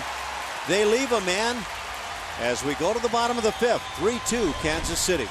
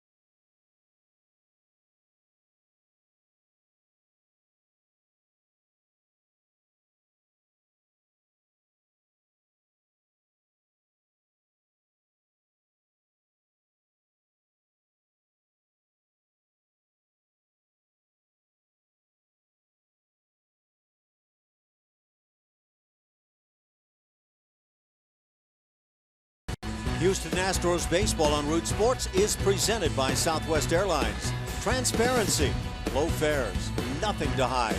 And by Toyota. Let's go places.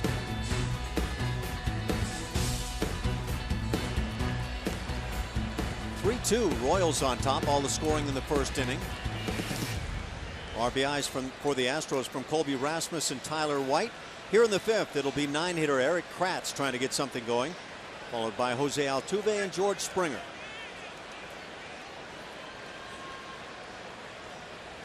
Chris Medlin, the right-hander, working his 5th inning. Finds that inside edge with the breaking ball. Medlin in his 4th career outing against Houston, 2nd start. Came in with an ERA of .312 against the Astros.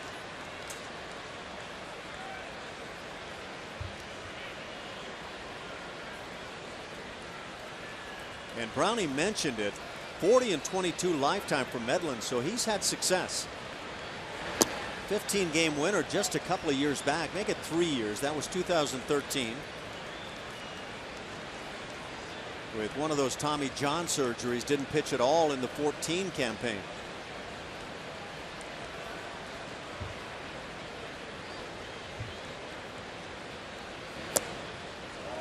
Kratz has a 2-2. Games in the National League. The Mets are hosting Miami.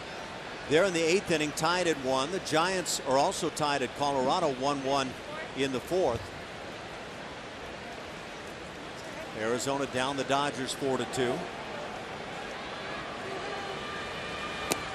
Half swing, Kratz goes through, and so he's down on strikes. 2nd time tonight. 6 strikeouts for Chris Medlin.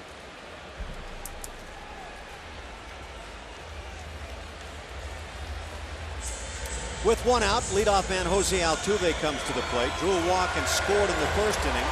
Then caught looking in the 2nd inning.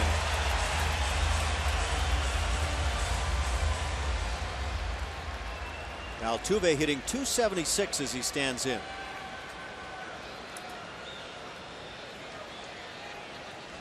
It's a little in that take mode today.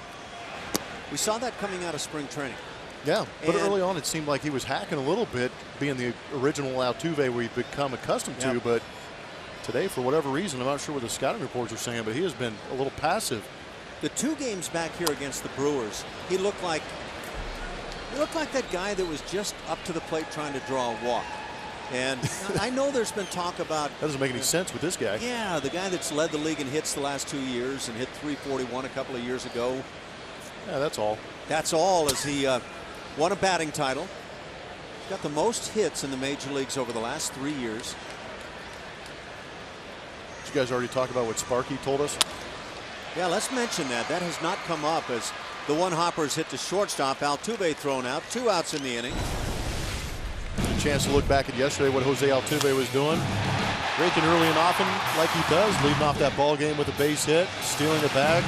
It's a very potent top of a major league lineup for the Houston Astros for their 1-2-3. That AB right there was with the runner at third base. Picking up an RBI. This one was pretty interesting, running with Correa at the plate. But the man is a hit machine, and we talked to Sparky before the game, the radio analyst, and he said, correct me, make sure I'm saying this right, he has more multi-hit games in his career than he does OFER games. That's incredible to me. That is correct, and I've got the numbers here. Give me just a moment. Yeah, that's near impossible, that. right? I mean, it kind of baffles anybody who's ever played this game.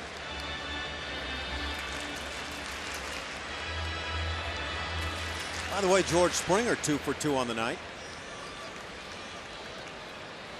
Was picked off then in the 3rd inning after the single. Of course, we hear the balk calls coming from the fans here at Minute Maid Park. But with nobody on base, no balk. Okay, so Steve Sparks says 166 hitless games over the career of Jose Altuve. 237 multi-hit games. So it's not even close. That's incredible.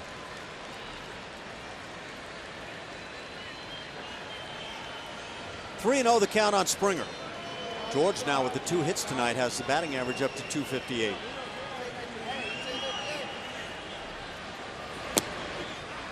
And takes a strike. It's 3-1.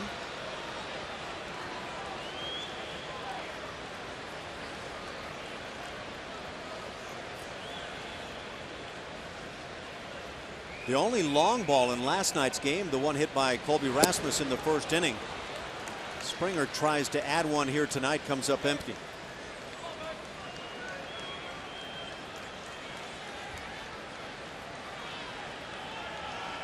I think the most dominant player I've seen over the last few years was George Springer 1 week in Kansas City and I think Seattle at that time. No, I'm with you. Springer draws the walk, reaches for the 3rd time tonight, and he's aboard for Carlos Correa. Our Ford spray chart. Just going to look at Carlos Correa. Line drive hits last season. We know he's a fantastic hitter, but I really think that the league tried to challenge him on that inside part of the plate, and he just did a great job of turning on it, hitting rockets all over the place. And I think he was also at the top of the league with exit velocity off that bat. He was squaring the ball up early and often. Last year, driving the ball all over the ballpark. George Springer on base last year, stole 16 bags in 20 tries. So he had a very fine rate in stealing. But with Carlos Correa at the plate, do you play it to try to get in scoring position, let him tie the game, or let him get his hacks? That is the question. Because he can definitely drive you in from first base. Carlos Correa can hit it all over the park. We talk about Tyler White and his abilities, but Carlos Correa can drive it out of the yard anywhere he chooses. And that's maybe not the right way to say it, because it's not like he's making up his mind. He just reacts to the baseball as well as you can. Yes.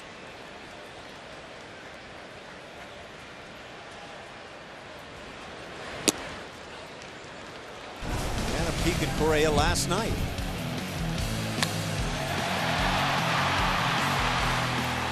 One of those line drives going the other way.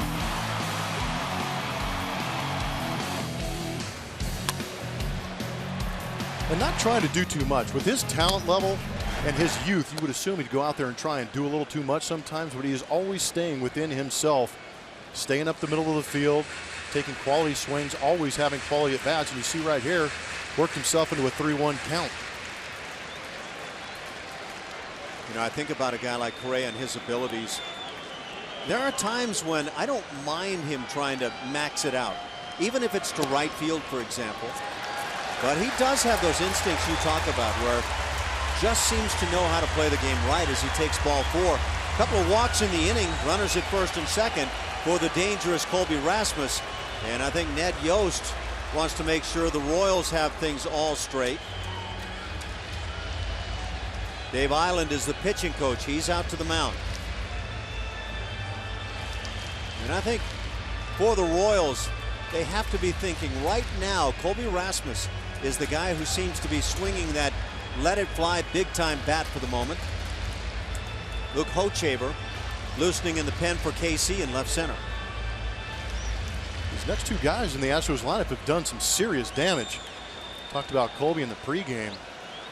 Last 17, 18 games, putting up pretty impressive numbers. 10 home runs in those 17 games prior to this. But he has done a good job of when Correa hasn't been able to come through or has been walked, of picking up the Astros with a big hit. Colby Rasmus became such a fan favorite late last season, especially in the postseason, and for good reason. And he's picked it up that way as he's begun his 2016 season.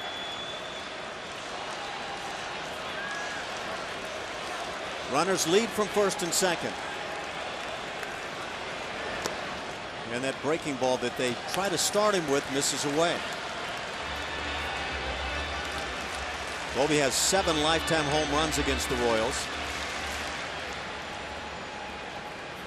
In 34 games, driving in 20.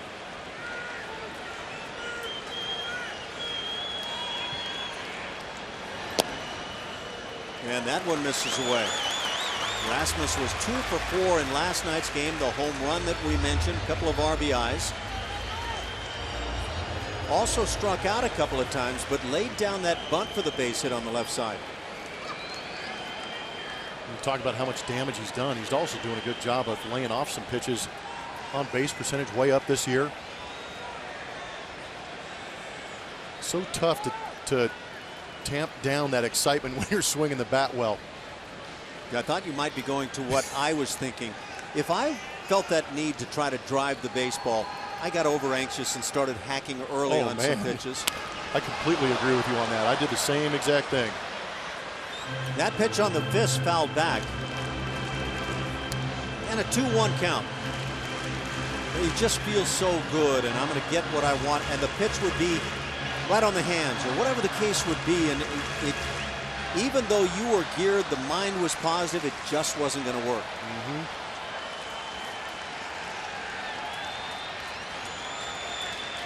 Just the 5th inning, but a big moment in the game.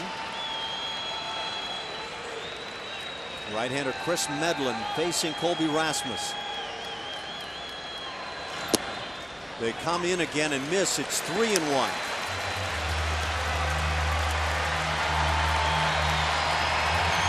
Good job of laying off right here. Yes, sir. Colby Rasmus with 2 outs and runners in scoring position, hitting .500 on his season.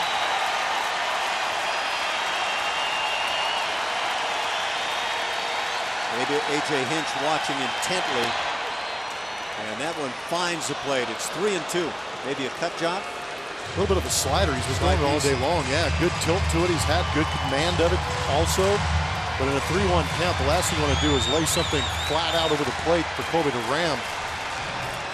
So with 2 outs, 3-2 count. Runners will be on the move. Question is, does he do it again? There they go. And he got him on that same pitch, so Blummer was right on the money. But that'll do it for Houston. A couple of strikeouts in the inning and a couple of walks as the Astros leave a pair. 3-2 Royals.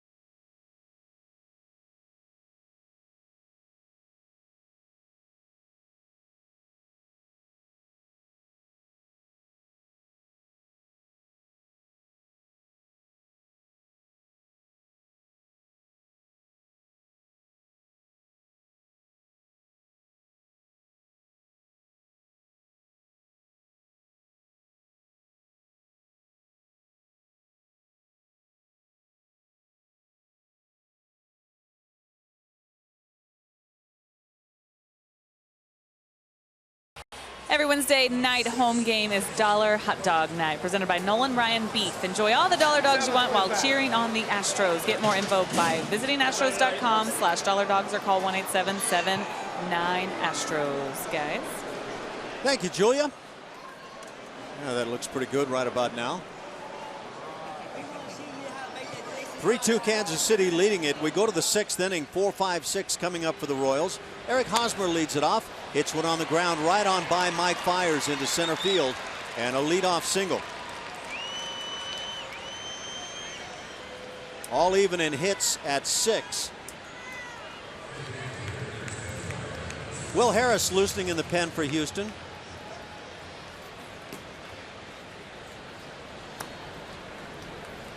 With nobody out, Kendrys Morales at the plate. He is struck out and grounded out. Good double play candidate right here. Good breaking ball down, get Kendrys to roll it over. Brent Strom, the pitching coach, comes to the hill. And they'll talk things over and maybe provide a little extra time for Will Harris. But it's one of those scenarios where it could be the last hitter that Mike Fiers is facing this evening. Yeah, and I don't think they anticipated Hosmer being as aggressive, swinging at that first pitch, getting a knock up the middle.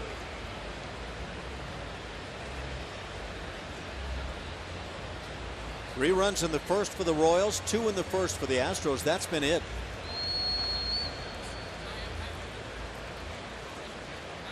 Pretty methodical shutdown by both pitchers after that first inning. 94 pitches for Mike. So maybe that thinking, getting through Morales could be right at the 100 mark, somewhere near and likely the end of the evening. Shift on. And Morales takes the strike.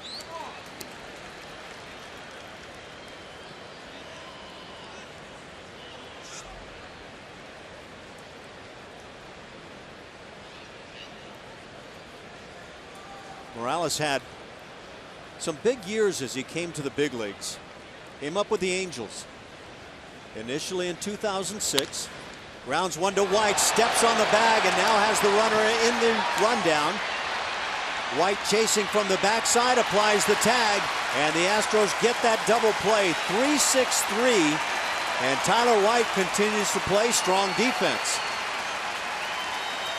Instinctual too. He's done a good job of attacking the baseball, getting the out where he can. Gets the throw, which I like, early to Correa, which is in front of the base runner, allow him to run him back, and doesn't throw too many throws in that rundown. That's one thing you really work on in spring training. He does get him, but the umpire did call him out for going out of the baseline. It's one of the things that teams work on, but one of the things that can boggle the minds of managers, how many times that 4, 5, 6 or more throws are needed. Isn't that the truth? And as a player, you're running around with that ball in your hand and you're like, I know I'm going to get yelled at. It's that closing on the backside. Yeah. Running hard on the front side and then well, it actually is running hard on the backside and then closing on the front. Correct. And if you do it right, 1, 2 throws max. Yes. So 2 outs. Fiers now in a position to try to get through this 6th inning, but trailing it. Alex Gordon at the plate. I remember watching Michael Bourn just blow up rundowns because he was so quick. See Carlos Gomez in Milwaukee the other day. I think the play needed 6 throws. It was Really? hideous. Where That's every incredible. guy on the receiving end took the ball flat-footed and then took off running. And Yep. it was just one of those back-and-forth jobs.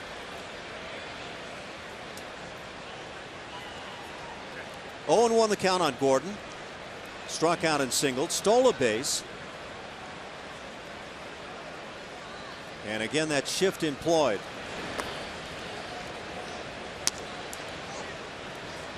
That changeup has come in handy for Mike Fiers this evening.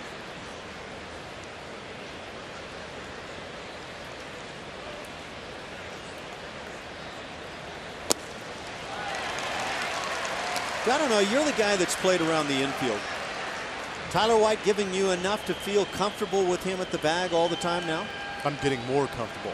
I mean, it's early in the season. I still want to see more, but again, we've always talked about how the repetition and those game reps will lead to you being a better infielder. And I think Tyler White, having experience at third base, allows him to go over to first base and start making some pretty good plays like we see here. What do you see on this ball, fair or foul? Oh, it's completely fair. Good call. Ground ball on the left side, one man there. That's Valbuena to make the play. The stretch by White. And just 3 hitters come to the plate despite the base hit. Royals still on top.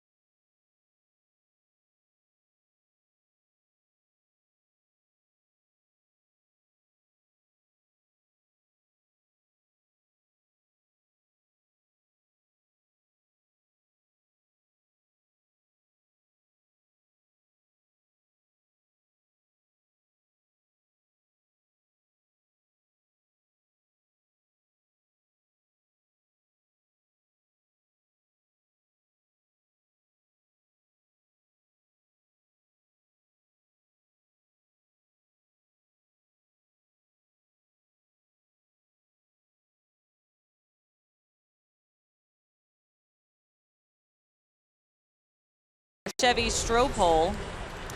Tonight we asked you, what did we ask you? What was the most impressive part of the home opener? There it is. What do we got? Astros offense last night. It did come up big, 8 runs. Colin McHugh came in second with 7 shutout innings, pregame festivities. Nobody liked the pregame festivities. Ouch. I shouldn't say that, I'm sure they did. But the atmosphere here, I will say, was awesome last night, guys. Up to you. Yeah, thanks, Julia. Yeah, I think Jeff and I, though we love the offense, and we will any given night, to see Colin McHugh turn his fortunes around with that fine start, I think that was the big one. Yeah, I completely agree with that. That was fun to watch. Because you do anticipate the Astros offense to light it up quite a bit this season, but to watch Colin McHugh make the adjustments was beautiful. Change on the mound for the Royals. Luke Hochevar comes on. So Chris Medlin works 5, allowing 6 hits and a couple of runs. They're earned. He walked 4, so maybe fortunate on his evening. Did not allow the long ball and struck out 7. Hochevar, former #1 pick of the draft, that came back in 2006. A guy that was slated to be a front of the rotation starter. Never really worked out, but he's turned into a heck of a bullpen guy.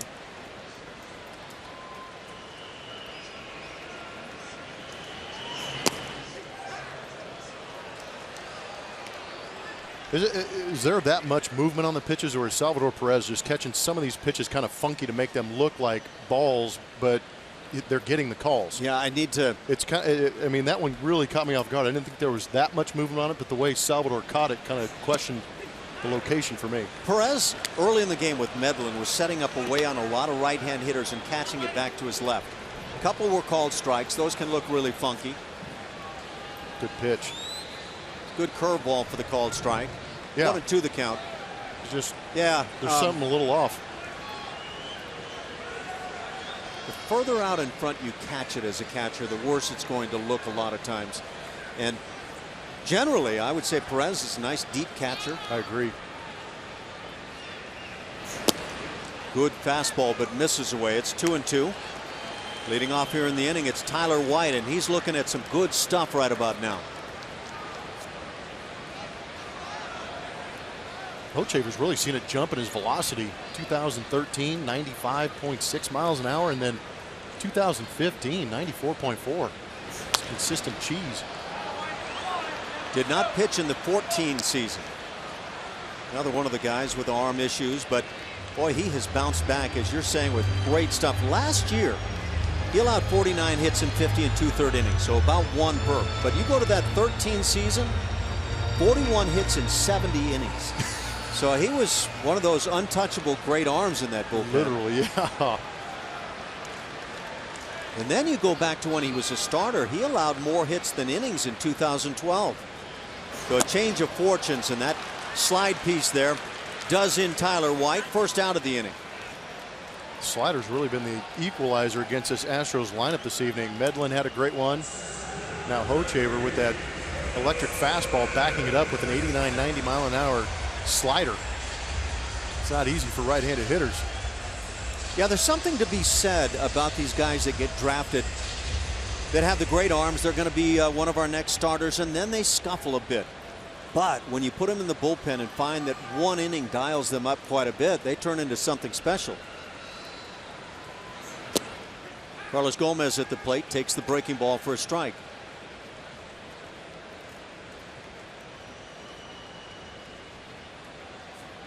For the Astros, 2 hits for Springer tonight. He's 2 for 2 with a walk. A base hit apiece for Correa, Rasmus, and Tyler White, and Carlos Gomez for that matter.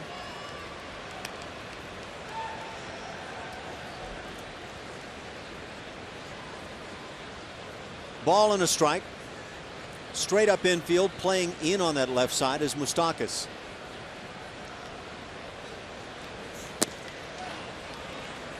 Ooh, That got a little good cut take. on it? Yeah. No, that thing is filthy. And some of the numbers I've looked up shows that Hochevar's only throwing 24% fastballs. He's throwing that slider, I guess we can call it at 89, which is pretty firm. He's throwing that thing almost 55% of the time. Yeah, I was watching down to the field on a couple of the sliders this inning as Gomez pops it up on the right side. It's the second baseman Infante with the play. But watching down to the field, I could see the slight movement. You can't see the depth, obviously. Yep. But it's so hard, it's hard to imagine that's a slider. And when guys are throwing it that firm, it usually has a tendency to break quite late, too. We're 2 outs here in the 6th inning. Base is empty for Evan Gattis. Back in action with the club now. He has struck out and grounded out.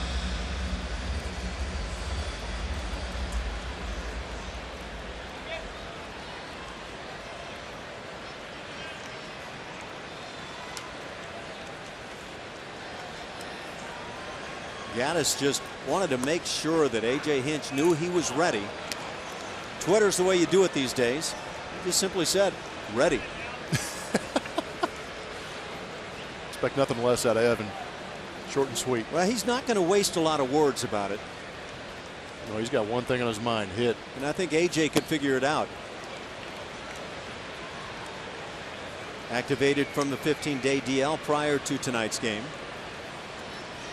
And Brownie talked about that sports hernia surgery that he had. It was back in February the 9th.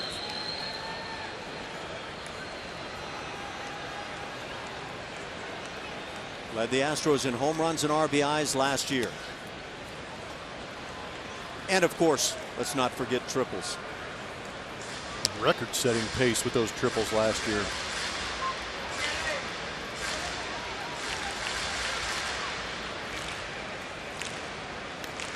We saw 3 of the triples with some replays here earlier in the ballgame, but he had 11 3-baggers last year. Man, I'm not even sure I had double digits in my career. I think I had about 12. Wow. Yeah, I think You're a burner. I'm going to bet you blew me away in that. No chance. I cannot begin to tell you the number of times I stretched a triple into a double in my career. I was just going to say, if I had to run that extra 90 feet, I was pretty upset. I called timeout for about 3 minutes. 2-2 got him. So a 1-2-3 inning, couple of strikeouts for Hochevar as he polishes out the 6th inning. It's 3-2 Kansas City. Bill Brown coming right back.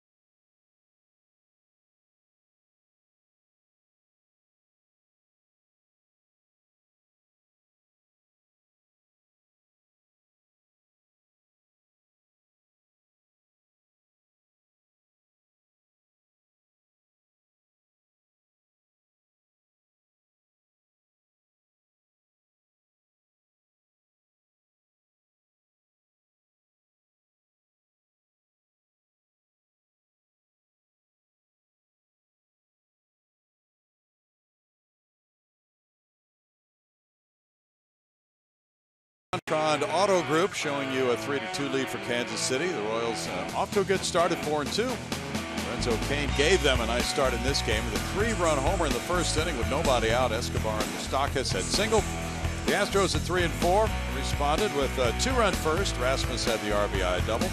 Mike Fiers now leaving this ball game after 6 innings, allowing 3 hits and 3 runs, and got things together, Jeff Blum, after those first 3 hits from the first 3 Kansas City batters. Yeah, really calmed down a little bit. Still didn't have the great control, but was able to work around those, scattering a couple hits here and there, and kept these Astros in the ball game. And now it's up to the bullpens. Will Harris in there. Good numbers against Kansas City. Had great numbers all the way around last year for me. It was nice additions to the back end of that bullpen. Well, a lot of people would be with you in that, and he especially neutralized left-handed batters. And in fact, a 129 average against Will Harris last year. Did a nice job against right-handed hitters as well. Salvador Perez gets it going in the 7th inning. He is 0 for 2. 3-6-0 for Kansas City, 2-6-0 for Houston. Kelvin Herrera warming up for Kansas City as this one goes out of play. Strike 1. Well, Fiers did very well considering he was behind 3-0 with nobody out in the game and wound up going 6 innings. Not too bad. Gives the Astros a chance to come from behind, which is very difficult to do against this Kansas City bullpen. Infante and Orlando to follow Perez. Correa to his right, backhanding. Makes the throw to White. 1 out. Our delivery of the game is brought to you by Jimmy John's, and we were just talking about this man right here, Mike Fiers, pitching well here in Minute Maid Park again. Gave up that 3-run bomb early, but settled down. Did a good job of mixing fastball, changeup, curveball. Got a little help from the defense. Got a big double play on the 3-6-3 with Tyler White. But that's very nice, not only for A.J. Hinch to see, but it's great for that bullpen to watch Mike Fiers go out there and get into that 6th inning, push that bullpen back a little bit, try not to exhaust them too early in the season. Strike 1 to Omar Infante. He doubled to left center in the 2nd inning, grounded out in the 4th. The Astros bullpen was a real mainstay for this club last year. Will Harris a big part of that, as you said. And he was a waiver claim. Correa's tested on this one to his right, throwing, and there's a nice play by Tyler White to the backhand side, scooping it for out number 2. Pretty good play all the way around. This is a tough play for a shortstop, going towards that left field foul line, throwing back across the body, trying to get enough on it to make it all the way to first base. But Tyler White picking up the Rookie of the Year with a nice swipe and a pick. Good play all the way around. And you saw how close it was at first, so Correa simply had to get rid of that ball in order to get his man at first. Then it was up to White to make the play on the other end. Orlando twice is grounded out. There's strike 1. It's got to be so reassuring, and you played a lot of shortstop, to be able to have that guy on the other end to make a play like that, to complete what is an excellent effort. Changes everything. And that was, I got traded over here in 2002, and talking to Jeff Bagwell, he said, Blummer, you throw the ball high, that's on you. You throw the ball in the dirt, that's on me. So I knew in order for me to be safe, I just had to get the ball down in the vicinity where Bagwell could go out there and snag that thing, and he did quite a bit. He was very good at picking balls out of the dirt.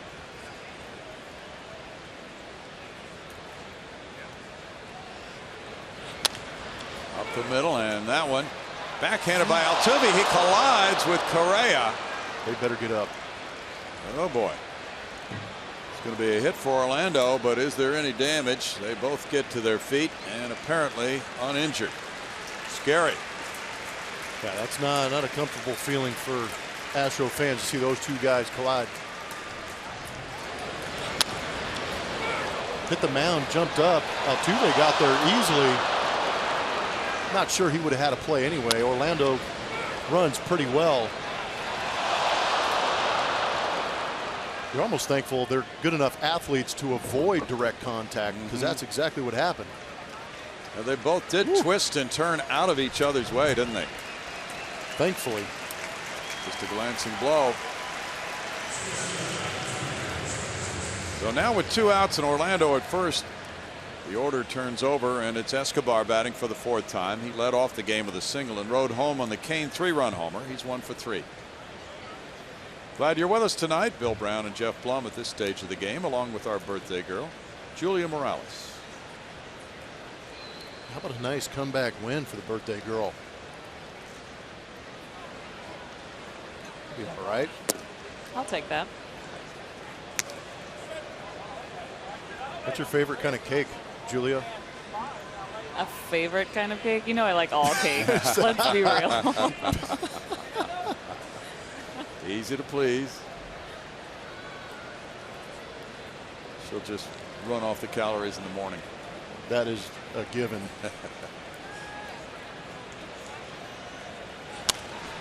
In the air, and that's flared toward the right field line. Easy for George Springer. No runs, a hit, and a man left at 7th inning stretch time. 3-2 Royals.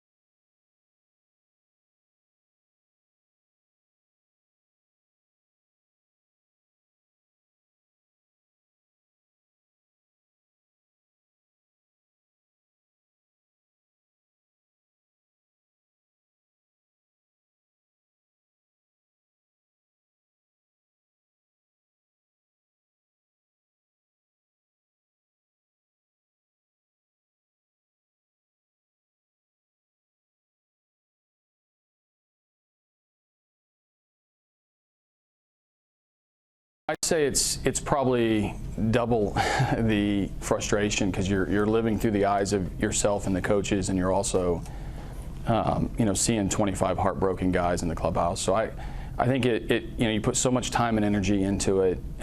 Seasons end quickly. The disappointment on the faces are real. The emotion and the intensity of the games are unlike anything that I'd ever experienced before. So you hang on to that for a little bit, and for us, replaying the entire Kansas City series, was done by all of us, and eventually, you break away from last season, you relish in the good times, and look forward to the next challenge, but it hangs with you for a while. That was the skipper with the Geico quote of the day. AJ, with little playoff experience really coming in. He had a little bit with the A's back in his playing days, an executive with the D-backs in 07. But he said nothing compares to being in the manager's chair for the postseason. The intensity of the preparation, trying to put players in the best position to succeed with the entire world watching. But he did say he loved it, and he walked off the field unfulfilled. And once more, guys. Thanks, Julia.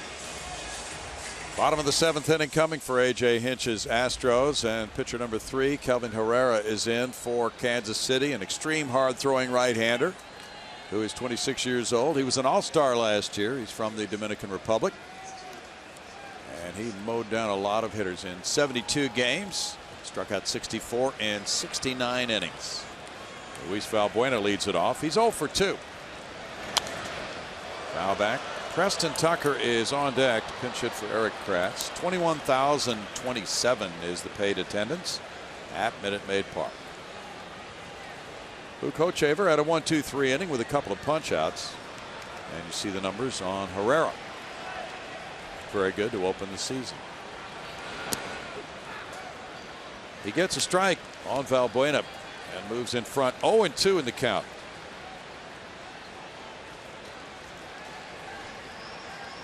Herrera, a big part of this hard throwing bullpen, which has been a lockdown bullpen for Kansas City.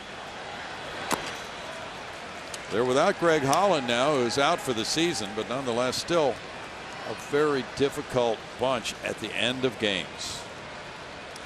Yeah, really no relaxation. Even with Holland out of there, they still got some flamethrowers and guys who know how to get people out. Wade Davis is their closer. He is dynamic. 2-2. Herrera pitched a scoreless 7th inning on Friday against the Twins.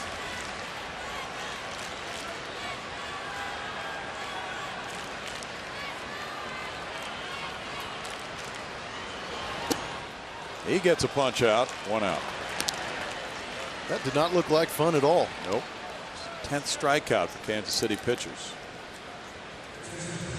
Preston Tucker comes up to pinch hit now for Eric Kratz, who was 0 for 2. We're leaving. So we keep on walking straight? Tucker is a bat, of course, A.J. Hinch would want in a game like this. He's hitting .333, 2 homers, 3 runs batted in, 5 for 15 to open the season. 0 for 1 as a pinch hitter. Last year, Preston belted 2 pinch homers.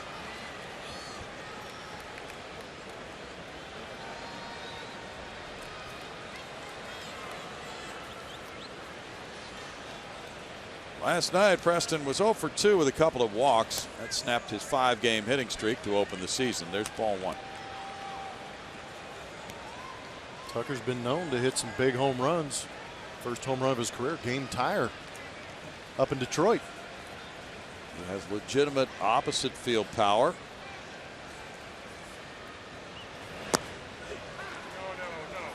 Huh. Oh, he's right. 1-1. Get a chance to take another look at that fastball away. Well, there you go. Okay. One of those seams caught the plate.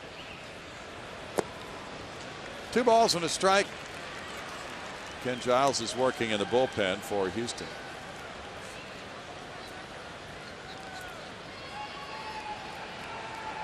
Omar Infante is on the grass, well behind the dirt portion. A very deep second base.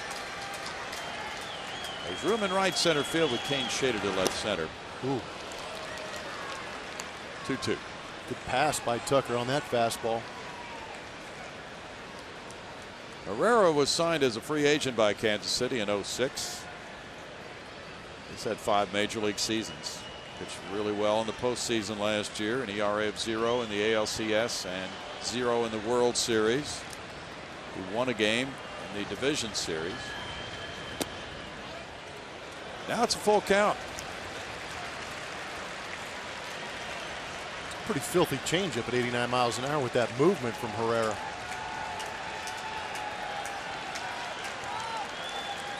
All of Preston Tucker's hits have been for extra bases. 2 homers and 3 doubles. Fastball, strikeout. 2 down. MLB.com at bat lets you stay up to the moment on Astros baseball with game day, live game highlights, StatCast, news, and more.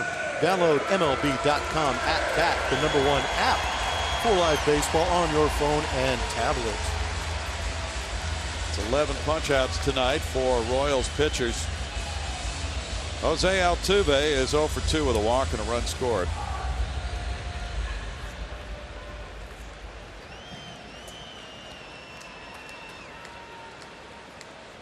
Altuve's swing percentage is down from last year, from 52 to 45%. He's chasing fewer pitches out of the strike zone so far. Up for ball 1. He took a lot of pitches in spring training this season. And knowing that he did that, it's obvious that he was working on that. It'll be interesting to see how it plays out throughout the course of the season, because we know Altuve is excellent when he's aggressive. 2-0.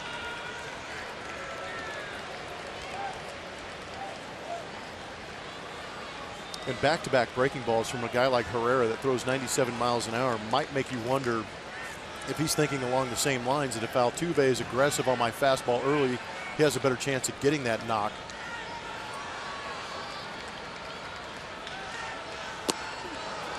Two balls, one strike. When you throw 97, you can make some mistakes, not have to hit your spot every time. That was a good running fastball.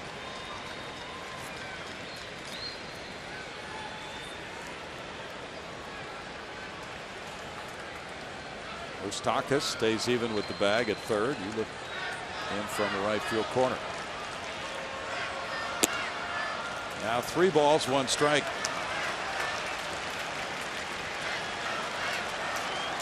Here you go, Jose. Dial it up. Last pitch at 98 miles an hour. Herrera allowed 5 homers last year in 69 innings.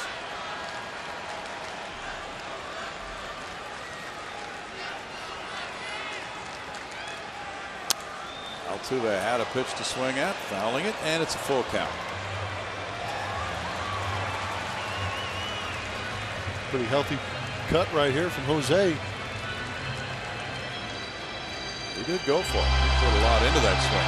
Watch how much of that weight is on that backside, trying to finish that swing. Ended up on skates.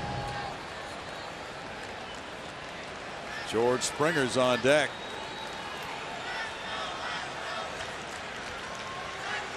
All the scoring came in the first inning tonight. Fly ball, and the center fielder Kane lopes in to make it a 1-2-3 7th. We move to the 8th, 3-2 Kansas City.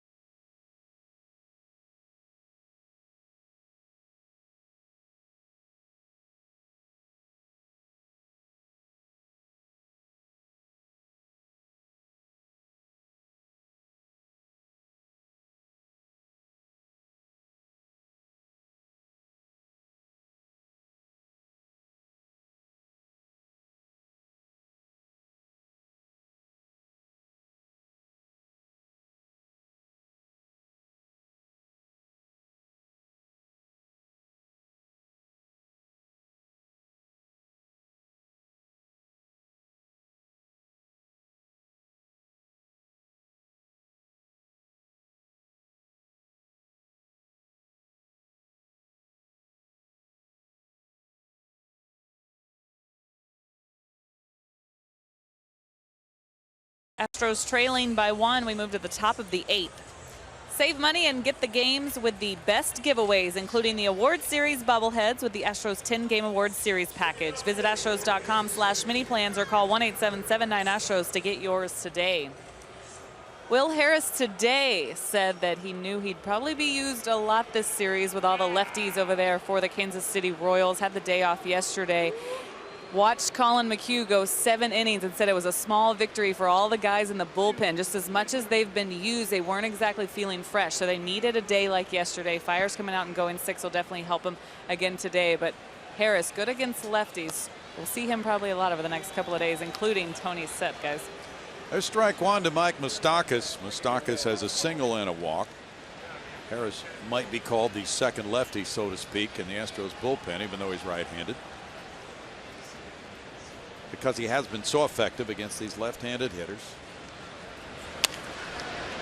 Altuve, slick play to his left, 1 out. Very nice play by Jose Altuve, and that's what Houston Astros pitchers like about pitching for the Astros because they know they can pitch to contact. They might not have the best stuff or hit their spot every now and then, but the ball's put in play. There's a good chance there's going to be somebody behind them, especially with these shifts, to make that play. Jason Castro is in at catcher for the Astros after Preston Tucker pinch hit for Eric Kratz. Lorenzo Cain ripped a 3-run homer in the first. He's hit 2 fly balls to right since then.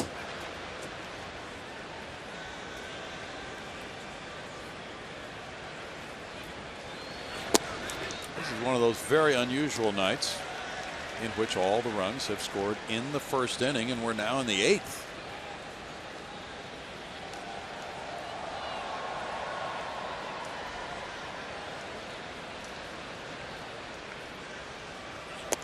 Joakim Soria is warming up for Kansas City. 1 ball, 1 strike. In Detroit's win today, 8-2 at home over Pittsburgh.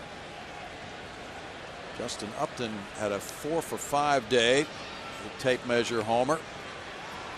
He could be in for a really big year. Hitting in front of Miguel Cabrera. Just another potent, powerful bat in that Detroit lineup. Anibal Sanchez, the winning pitcher in that game.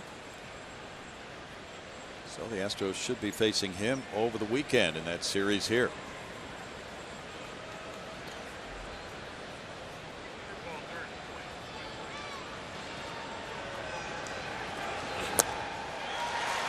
Struck him out. Sharp breaking ball. 2 outs.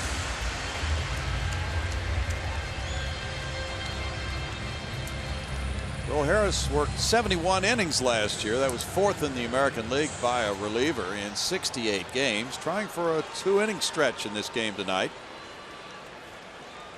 Ken Giles was warming up earlier but had sat down. Harris pitched an inning and a third his first outing, and then 1 inning in the second and third. Hosmer the batter. He tops it foul. There's strike 1. Hosmer's 1 for 3. Well, you talked about the load on the bullpen, and Julia did too. And the appearances a little bit more frequent than A.J. Hinch would like to this point of the season. Josh Fields has pitched in 4 of the first 7 games. This is game number 4 for Will Harris. Tony Sips pitched 3 times. Pat Neshek and Ken Giles each with 3 appearances as well. And this is the pattern AJ followed last year of distributing the performances, so there's not a real overload on any one guy. Yeah, they were pretty spoiled with that starting pitching and what they did last year too, especially when on days that Dallas Keuchel went out there. He was going 7 strong every night. Hosmer's down on strikes. That's an excellent 2 innings of work for Will Harris. We go to the bottom of the 8th. Springer, Correa, Rasmus due up for Houston. 3-2 Kansas City.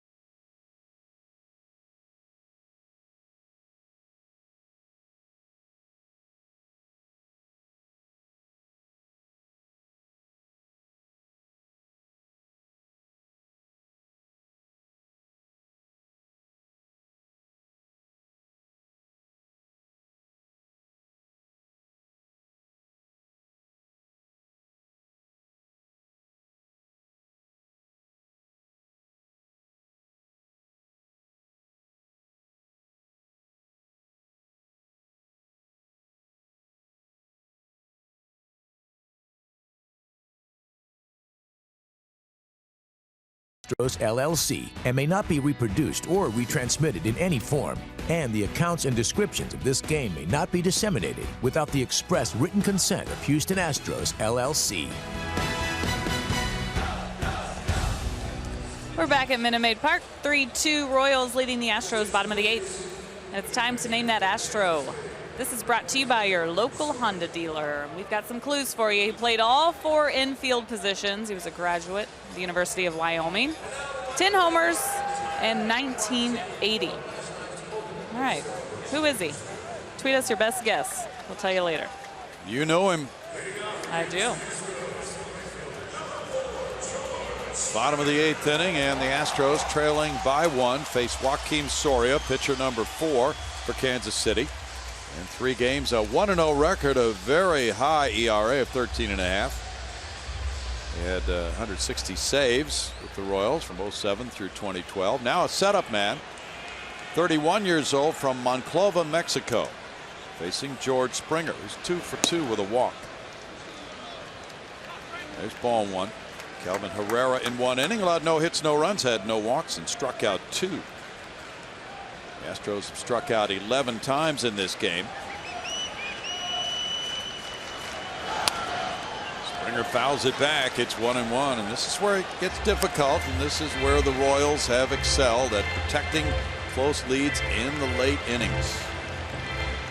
Really, if you're going to get after anybody, this is the guy right here for the Houston Astros. Jump on Soria. Not one of those flamethrowers that comes out of that bullpen normally. And for a strike, 1-2. Not sure. Really relies on location, decides to come into the kitchen and challenge George. He has a really good knowledge of that strike zone, and right there proves it just doesn't get the call. Luke Gregerson is warming up for Houston. The count runs to 2-2.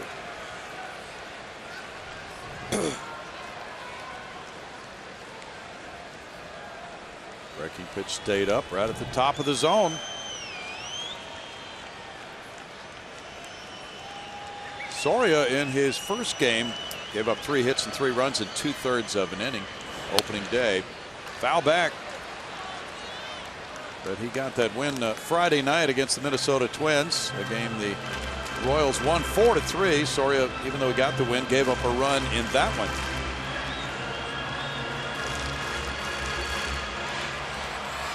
Soria signed to rejoin Kansas City as a free agent back in December.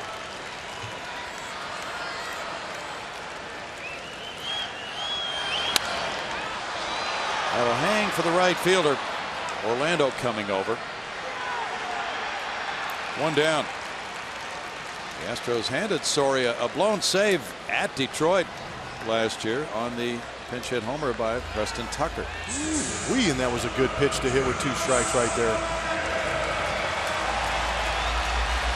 Along that middle third, front side flew open a little bit, creates that little bit of a loop with the barrel. Carlos Correa is 1 for 2 with a walk.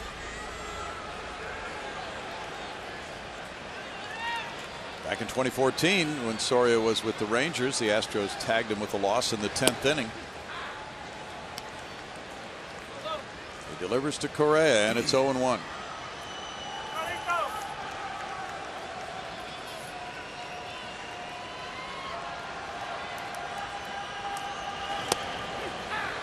In for a strike, no balls, 2 strikes. Colby Rasmus is on deck.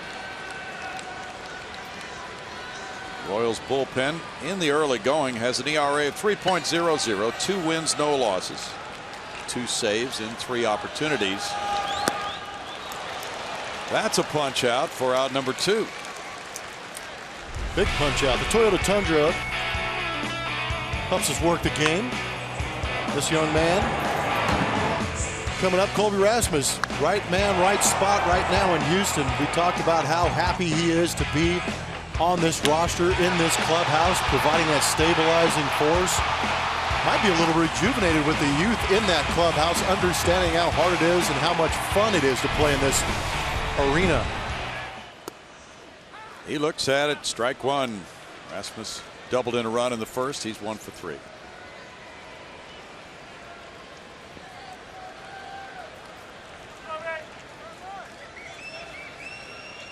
Royals have Morales, Gordon, and Perez due up in the ninth.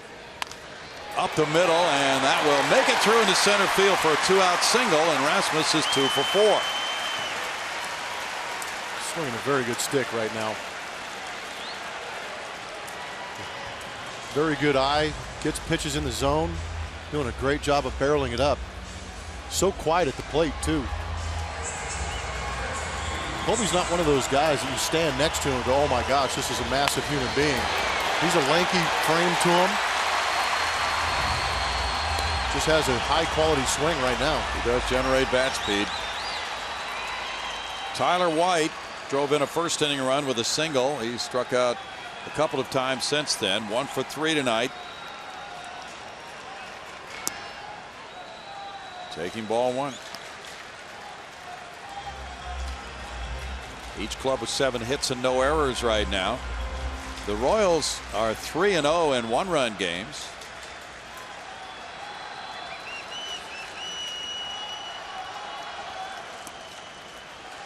It's 2-0.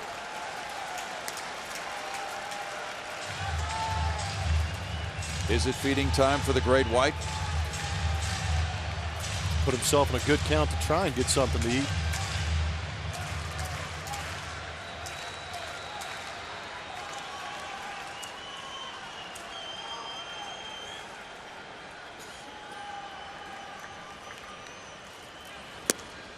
Now 3 balls, no strikes. Carlos Gomez is on deck here in the bottom of the 8th inning. Royals have struck out 12 Astros. White now will be looking over a 3-0 pitch. I'm giving him the green light, Brownie. Good call. Wow, a ball 4. Fooled everybody. Yeah, Perez didn't catch that ball very well to get a call. And now runners at first and second with 2 outs. Got a runner in scoring position, so we'll look at our Lexus defensive rankings. Got Pablo Orlando out there in left field. I remember watching him run around in Kauffman Stadium last year. Does a good job. Very athletic guy. Gets to the ball quickly. Shown a good arm.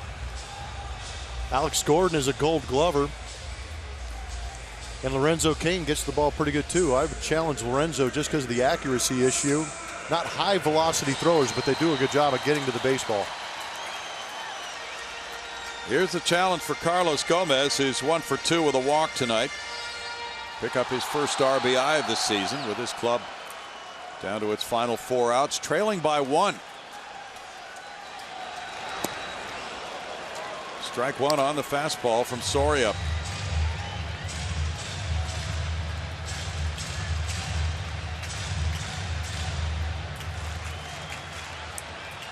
Soria pitched 72 times for Detroit and Pittsburgh last year.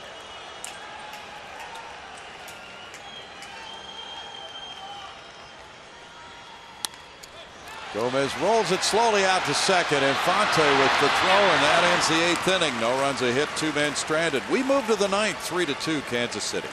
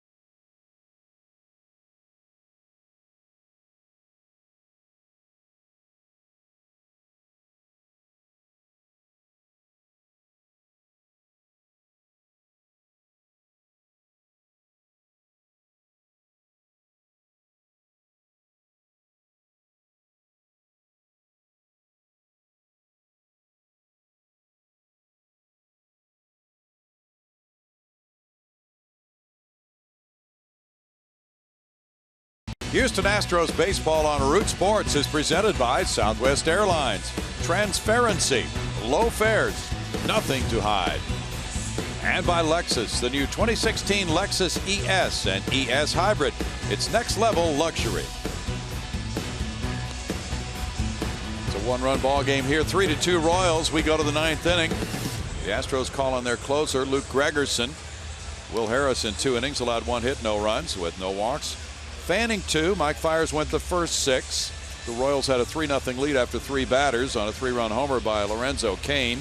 Now Gregerson comes in. Morales, Gordon, and Perez due up in the 9th inning.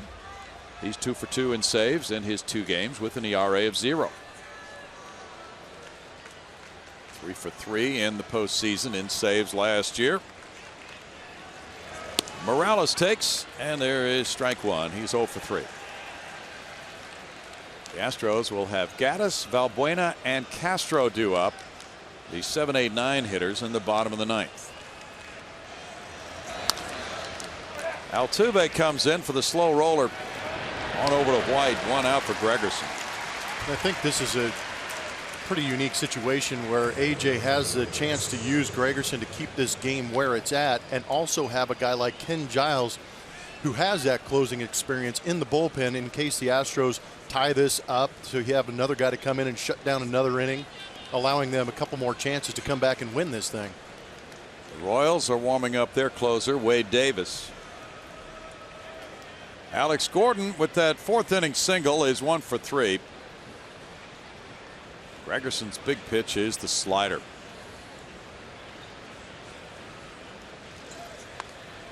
Bunted foul with the shift on. Gordon didn't get it down, and there's strike 1. And Luke throws it different ways with different amounts of break on that pitch. He was saying tonight before the game, sometimes he won't really decide until he's halfway into his motion which pitch he's going to throw. That's interesting.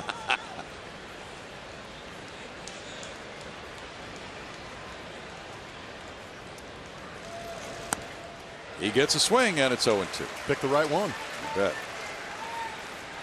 The Royals are 1 for 4 with runners in scoring position, and that was when they needed it. The first inning at bat of Cain, who drilled his 2nd home run of the year.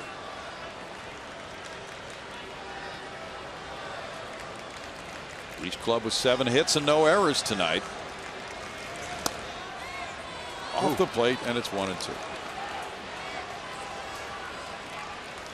Gregerson, a very experienced hand, especially in setup roles, but he did extremely well as the closer last year with 31 saves and 36 opportunities. He's led the majors in appearances the last 7 years.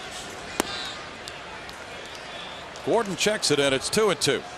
I was pretty impressed with what he did last year. He's not one of those closer types that comes in there and blows your doors off and ends the game in dramatic fashion. Like you said, he can really manipulate that slider the way he wants and get guys to fish, but did a good job of getting a lot of ground balls last year too. Now 3-2 on Gordon. Salvador Perez on deck. Very interesting game tonight with all the scoring in the first inning. That was shaping up to be a barn burner, and then just hit the brakes. Foul ball. Yeah, after the first, we were looking at each other asking, what do we have here, a 15-11? Some more big offensive numbers. Not so much.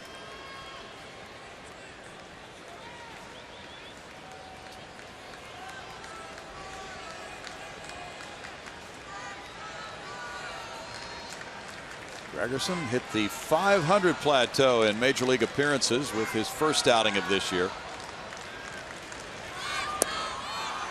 Well, that's a very interesting take by Gordon. He must have seen that break on that slider. It turns out to be ball 4 as he shows restraint and takes the 1-out walk. I think that was strike 3. That was a darn good pitch. Perfectly placed on that low and inside corner. Past the nape of the knee. Yeah. Gregerson was thinking strike 3. Showing much better composure than I would have. And that's what he does so well. He's really composed. Salvador Perez 0 for 3. Inside ball 1. Gregerson can be giving up some hits and be in all kinds of trouble, but he really maintains his composure extremely well. It's not easy to do considering the situations he's coming into ball games either.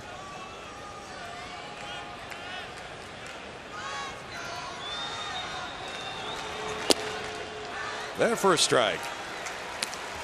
1 and 2. We talk about certain types of relievers who don't blow people away, but they just maintain that demeanor on the mound. They get the job done. It's frustrating as a hitter because you know he's not going to come at you at 98 miles an hour. He's just going to nibble on the edges, dangle a carrot out there in front of him, that slider. As you start your swing, it breaks out of the zone. Very tough to square up.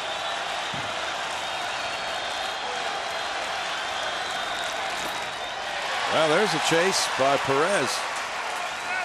And that's in a 1-1 count. That's not a 2-strike count where a guy's trying to protect. That's some nastiness on the outside corner, running far away from the right-handed hitter Perez.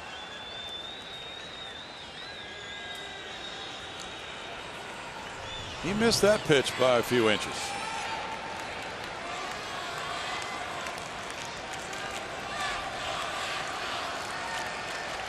Omar Infante's on deck.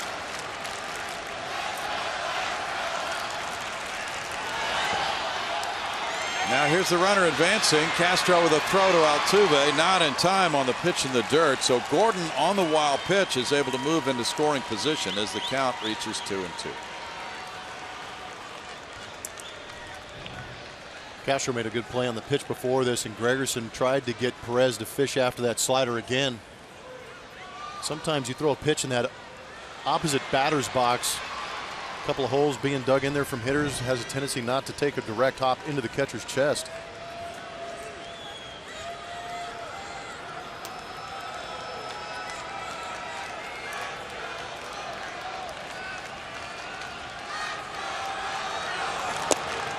In tied 3-2 now. Gregerson was just staring back at Gordon before he released that pitch. Altuve's close to the base.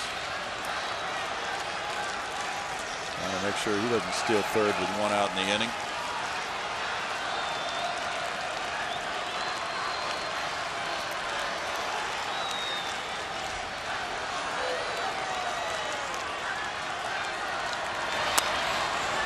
Popped up. Correa's there. 2 outs. Very big pitch. Now Infante comes up. Infante's 1 for 3. He doubled in the second inning.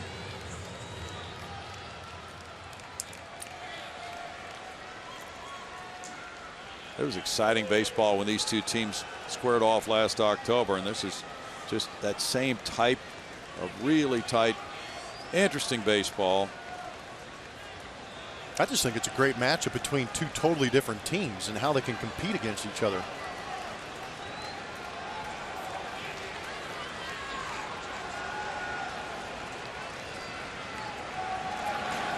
Showing bunt, Infante takes it. It's a strike.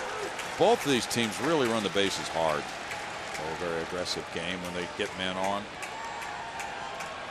Might be the one similarity they do have is that they do run the bases well. The Astros lead in stolen bases, but first to third, very aggressive on those plays.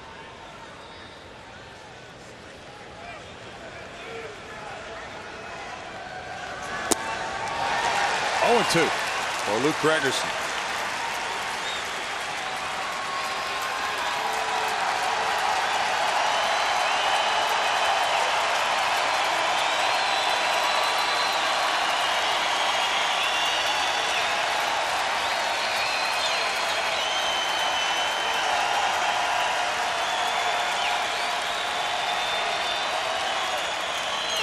Gordon's dancing off second.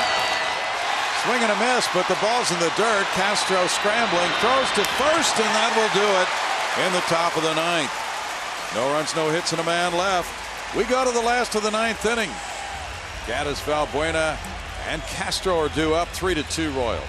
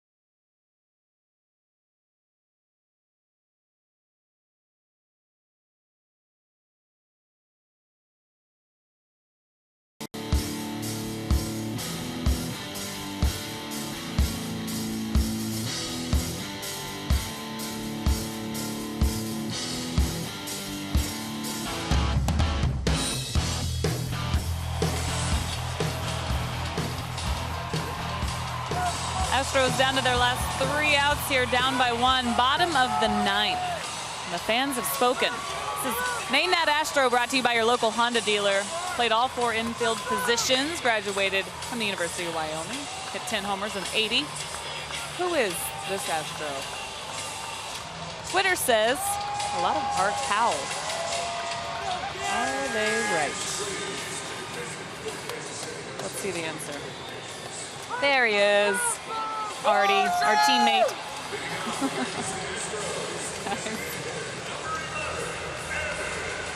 A Wyoming Cowboy. He was working as a computer programmer in Pittsburgh, went to a tryout camp. The Pirates signed him. The Astros got him, went on to a very, very nice career, and then managed so well. Wade Davis, the Royals closer, is in the game. He's pitcher number 5. Evan Gattis is 0 for 3 in his return to the Astros tonight. He leads it off. Davis with ball 1. Has electric stuff, Plummer. Absolutely does. From fastball, breaking ball. It's also got that cutter that I think ramps up there about 94 miles an hour, which is real tough. He runs it in, and Gattis takes it for ball 2. Luis Valbuena is on deck. Jason Castro is due up third. And the Astros last of the 9th. Davis 1-0, 2 for 2 in saves, an ERA of 0. Fouled, and it's a 2-ball, 1-strike count. The game went to the 10th inning Sunday with the Royals playing the Twins in Kansas City, and Davis came in and got the victory with 1 scoreless inning.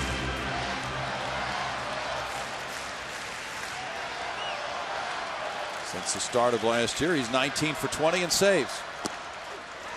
In for a strike. Now 2-2 to Gattis.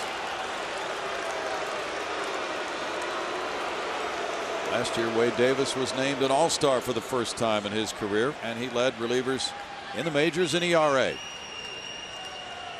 33 hits and 67 in the 3rd innings. Gattis pulled the trigger late on that one. Man, dialed 911 and they answered. Woo. Davis's 0.94 ERA was the best in Royals history for a reliever. There's that hack. Emergency operator. And off the plate. 3-2 now as Evan Gattis works it full.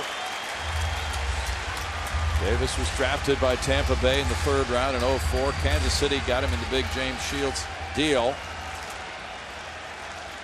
And he had been a starter for Tampa Bay early in his career. He's made a nice transition. Setup man, now closer. Gattis checked his swing. No. The Astros did not get the call from Eric Cooper, and it's a strikeout for out number 1.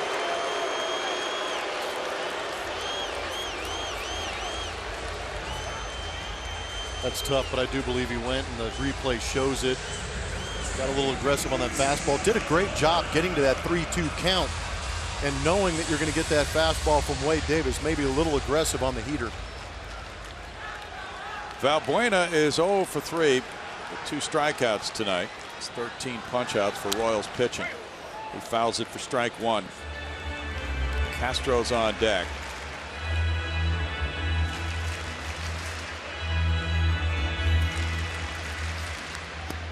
Put this Astros lineup in this ballpark 81 games out of the year. You've got an opportunity for some late lightning 1 through 9. 0-2. It just doesn't happen too often against this Kansas City bullpen.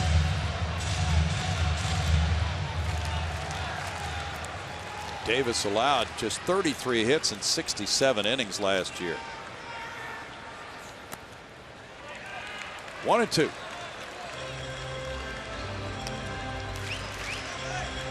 He was 2 for 2 in saves against the Astros in the division series, an ERA of 0 in the league championship series, and an ERA of 0 in the World Series. Spotless throughout the playoffs.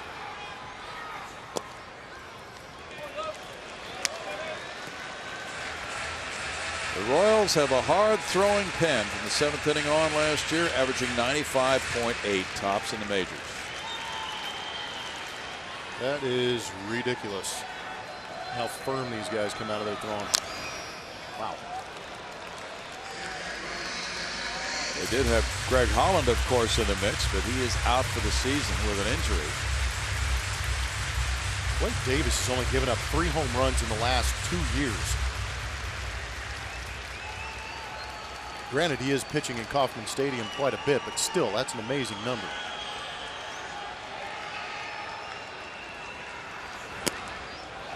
Valbuena now has worked the count full, just as Gaddis did.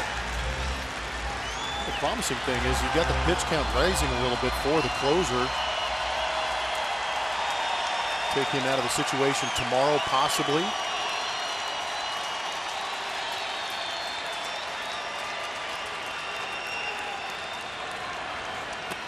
That's ball 4. Valbuena works a walk. How did he lay off that? Boy, there's not an answer up here for that. Yeah, I'm with you on that.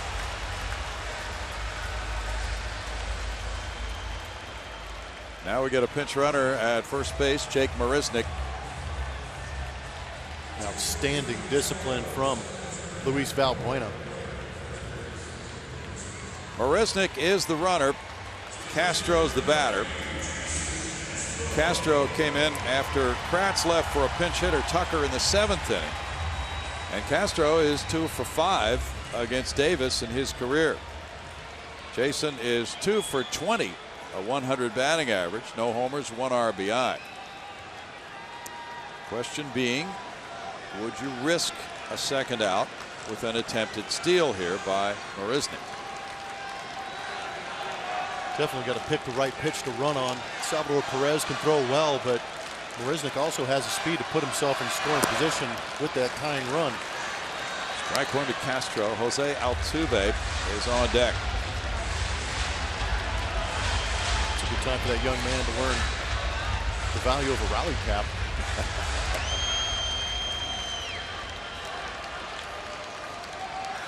Marisnick is an excellent base stealer. He has not attempted one this season. And the throw goes over. The Royals have allowed 6 stolen bases in 9 tries this season. That's a big number. Tough to come off the bench, though, as a pinch runner and steal, right? It is.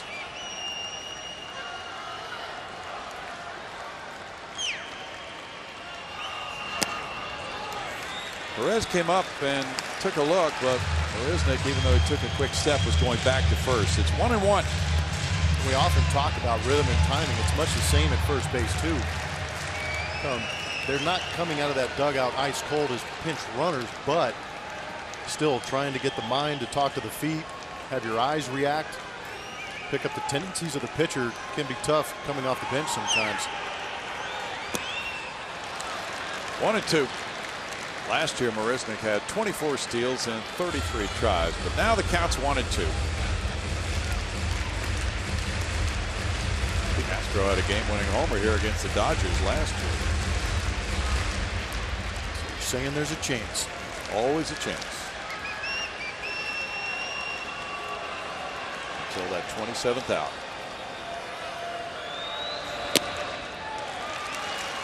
Two balls and 2 strikes. Although when you look at these daunting numbers compiled by Wade Davis, the idea of bunching 3 hits in 1 inning against him is not one that many managers would think about prominently.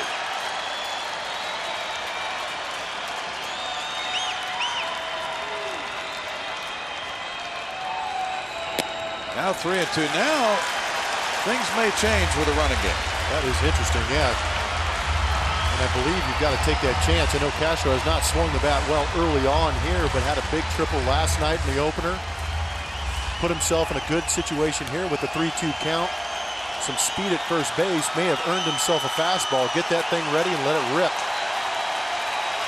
Kane is playing several steps toward left center field on Castro. A lot of green grass out there in right center. And it's ball 4. Wow. Now back-to-back walks bring up Jose Altuve. Well, Castro went from 1-2 and drew the walk, and now Altuve is 0 for 3 with a walk. This is not where Ned Yost wanted to be in this game. Yes, you have a great bullpen, but the Astros have developed a pretty strong lineup, and the bottom part of this Astros lineup has done a great job of creating base runners to turn this lineup over and put it in the hands of guys they truly rely on. Altuve 0 for 7 in his career against Davis. Good time to break that up. George Springer's on deck. Moustakas even with the bag at third.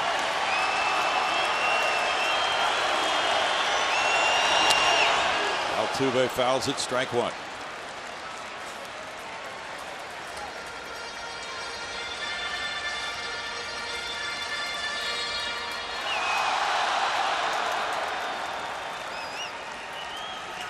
Last year, the Astros had 15 wins in their final at bat.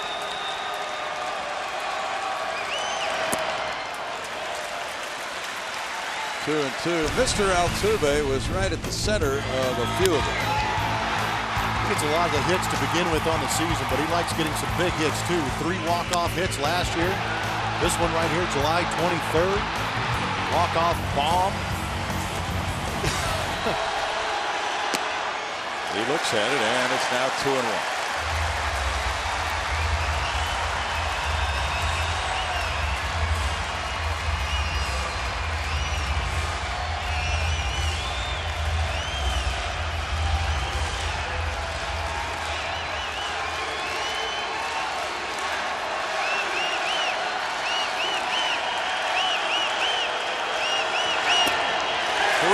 In the strike.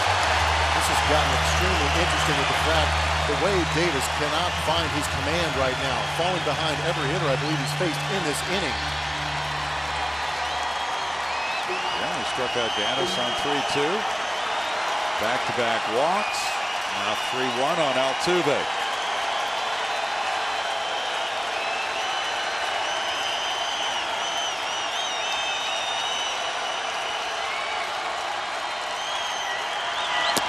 Altuve started the bat, and he is swinging, and it's 3-2. Didn't hold up. Yeah, guys that have come through in the past like Altuve has, it's tough to control some of that excitement. He knew it, but the beauty in it is he's a great hitter. Step out, regroup, still got another shot. Big 3-2 pitch. Runners at first and second, 1 out. Fly ball out to right. Orlando. Marisnick is tagging, but it's not deep. Orlando will get it back in, 2 outs. And George Springer will come up with runners at first and second and 2 down in the bottom of the 9th. So Altuve worked the count full, and every hitter so far has had a full count, 4 in a row in this inning. It's George Springer with 2 singles, a walk, and a fly ball to right field. And this meeting at the mound right here is just to get Wade Davis a little time to breathe. Throwing a lot of pitches in this inning with 26, unaccustomed to that. Maybe Salvador Perez has a comment maybe to help him get his command back for this big at bat against George Springer. Springer singled twice in this game between short and third. His first 2 times up, then he walked.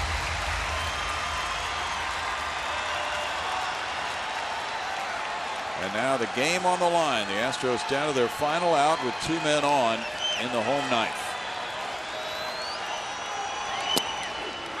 It's strike 1 to Springer.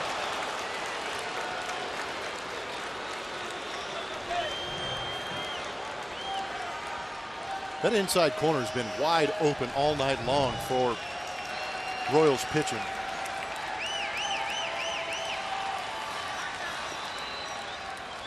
Carlos Correa is on deck.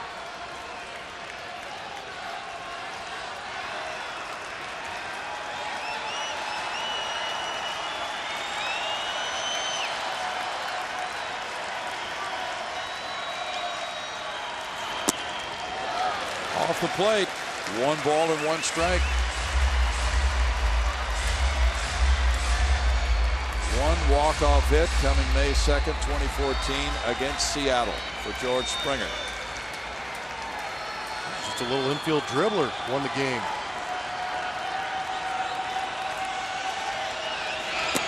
Breaking pitch stays up, and it's 2-1. Let's see that walk-off hit.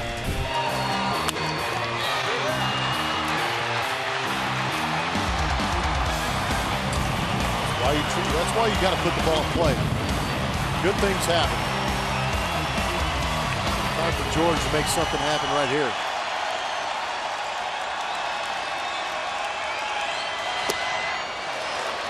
Two and two. Davis firing the fastball at 94.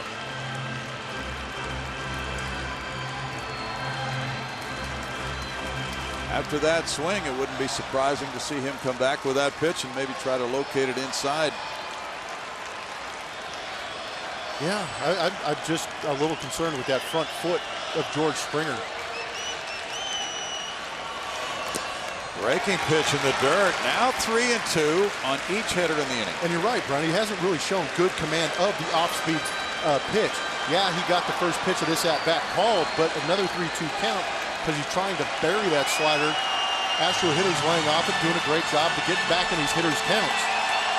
We've seen a couple sliders to right-handed hitters, but I wonder if he's going to go with that confidence pitch that he knows he can throw for a strike. George Springer has good zone command. Now the runners go, and he fouls it back. Good swing. Went with just a straight heater. Will he do it again? It was a little elevated in the zone for me.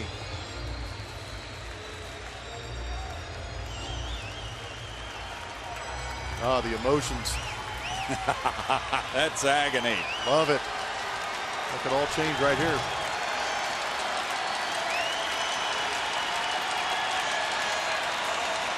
Lorenzo Cain is in right center field. If Springer hits it in left center, Astros have a real chance to get Castro home. Just need to find a chunk of outfield grass. Marisnik's speed should score easy. 3-2 pitch. And that's strike 3 to end it. Springer taking the fastball, and Wade Davis comes up with a big pitch. Kansas City beating Houston 3-2 as Davis gets his third save, and the bullpen is airtight, although struggling through those last couple of innings, but not allowing a run. The Astros getting both of their runs in the second inning, and then Medlin got tough for his final 4, and the bullpen really pulled it together with 4 scoreless innings. Royals 3, Astros 2 tonight.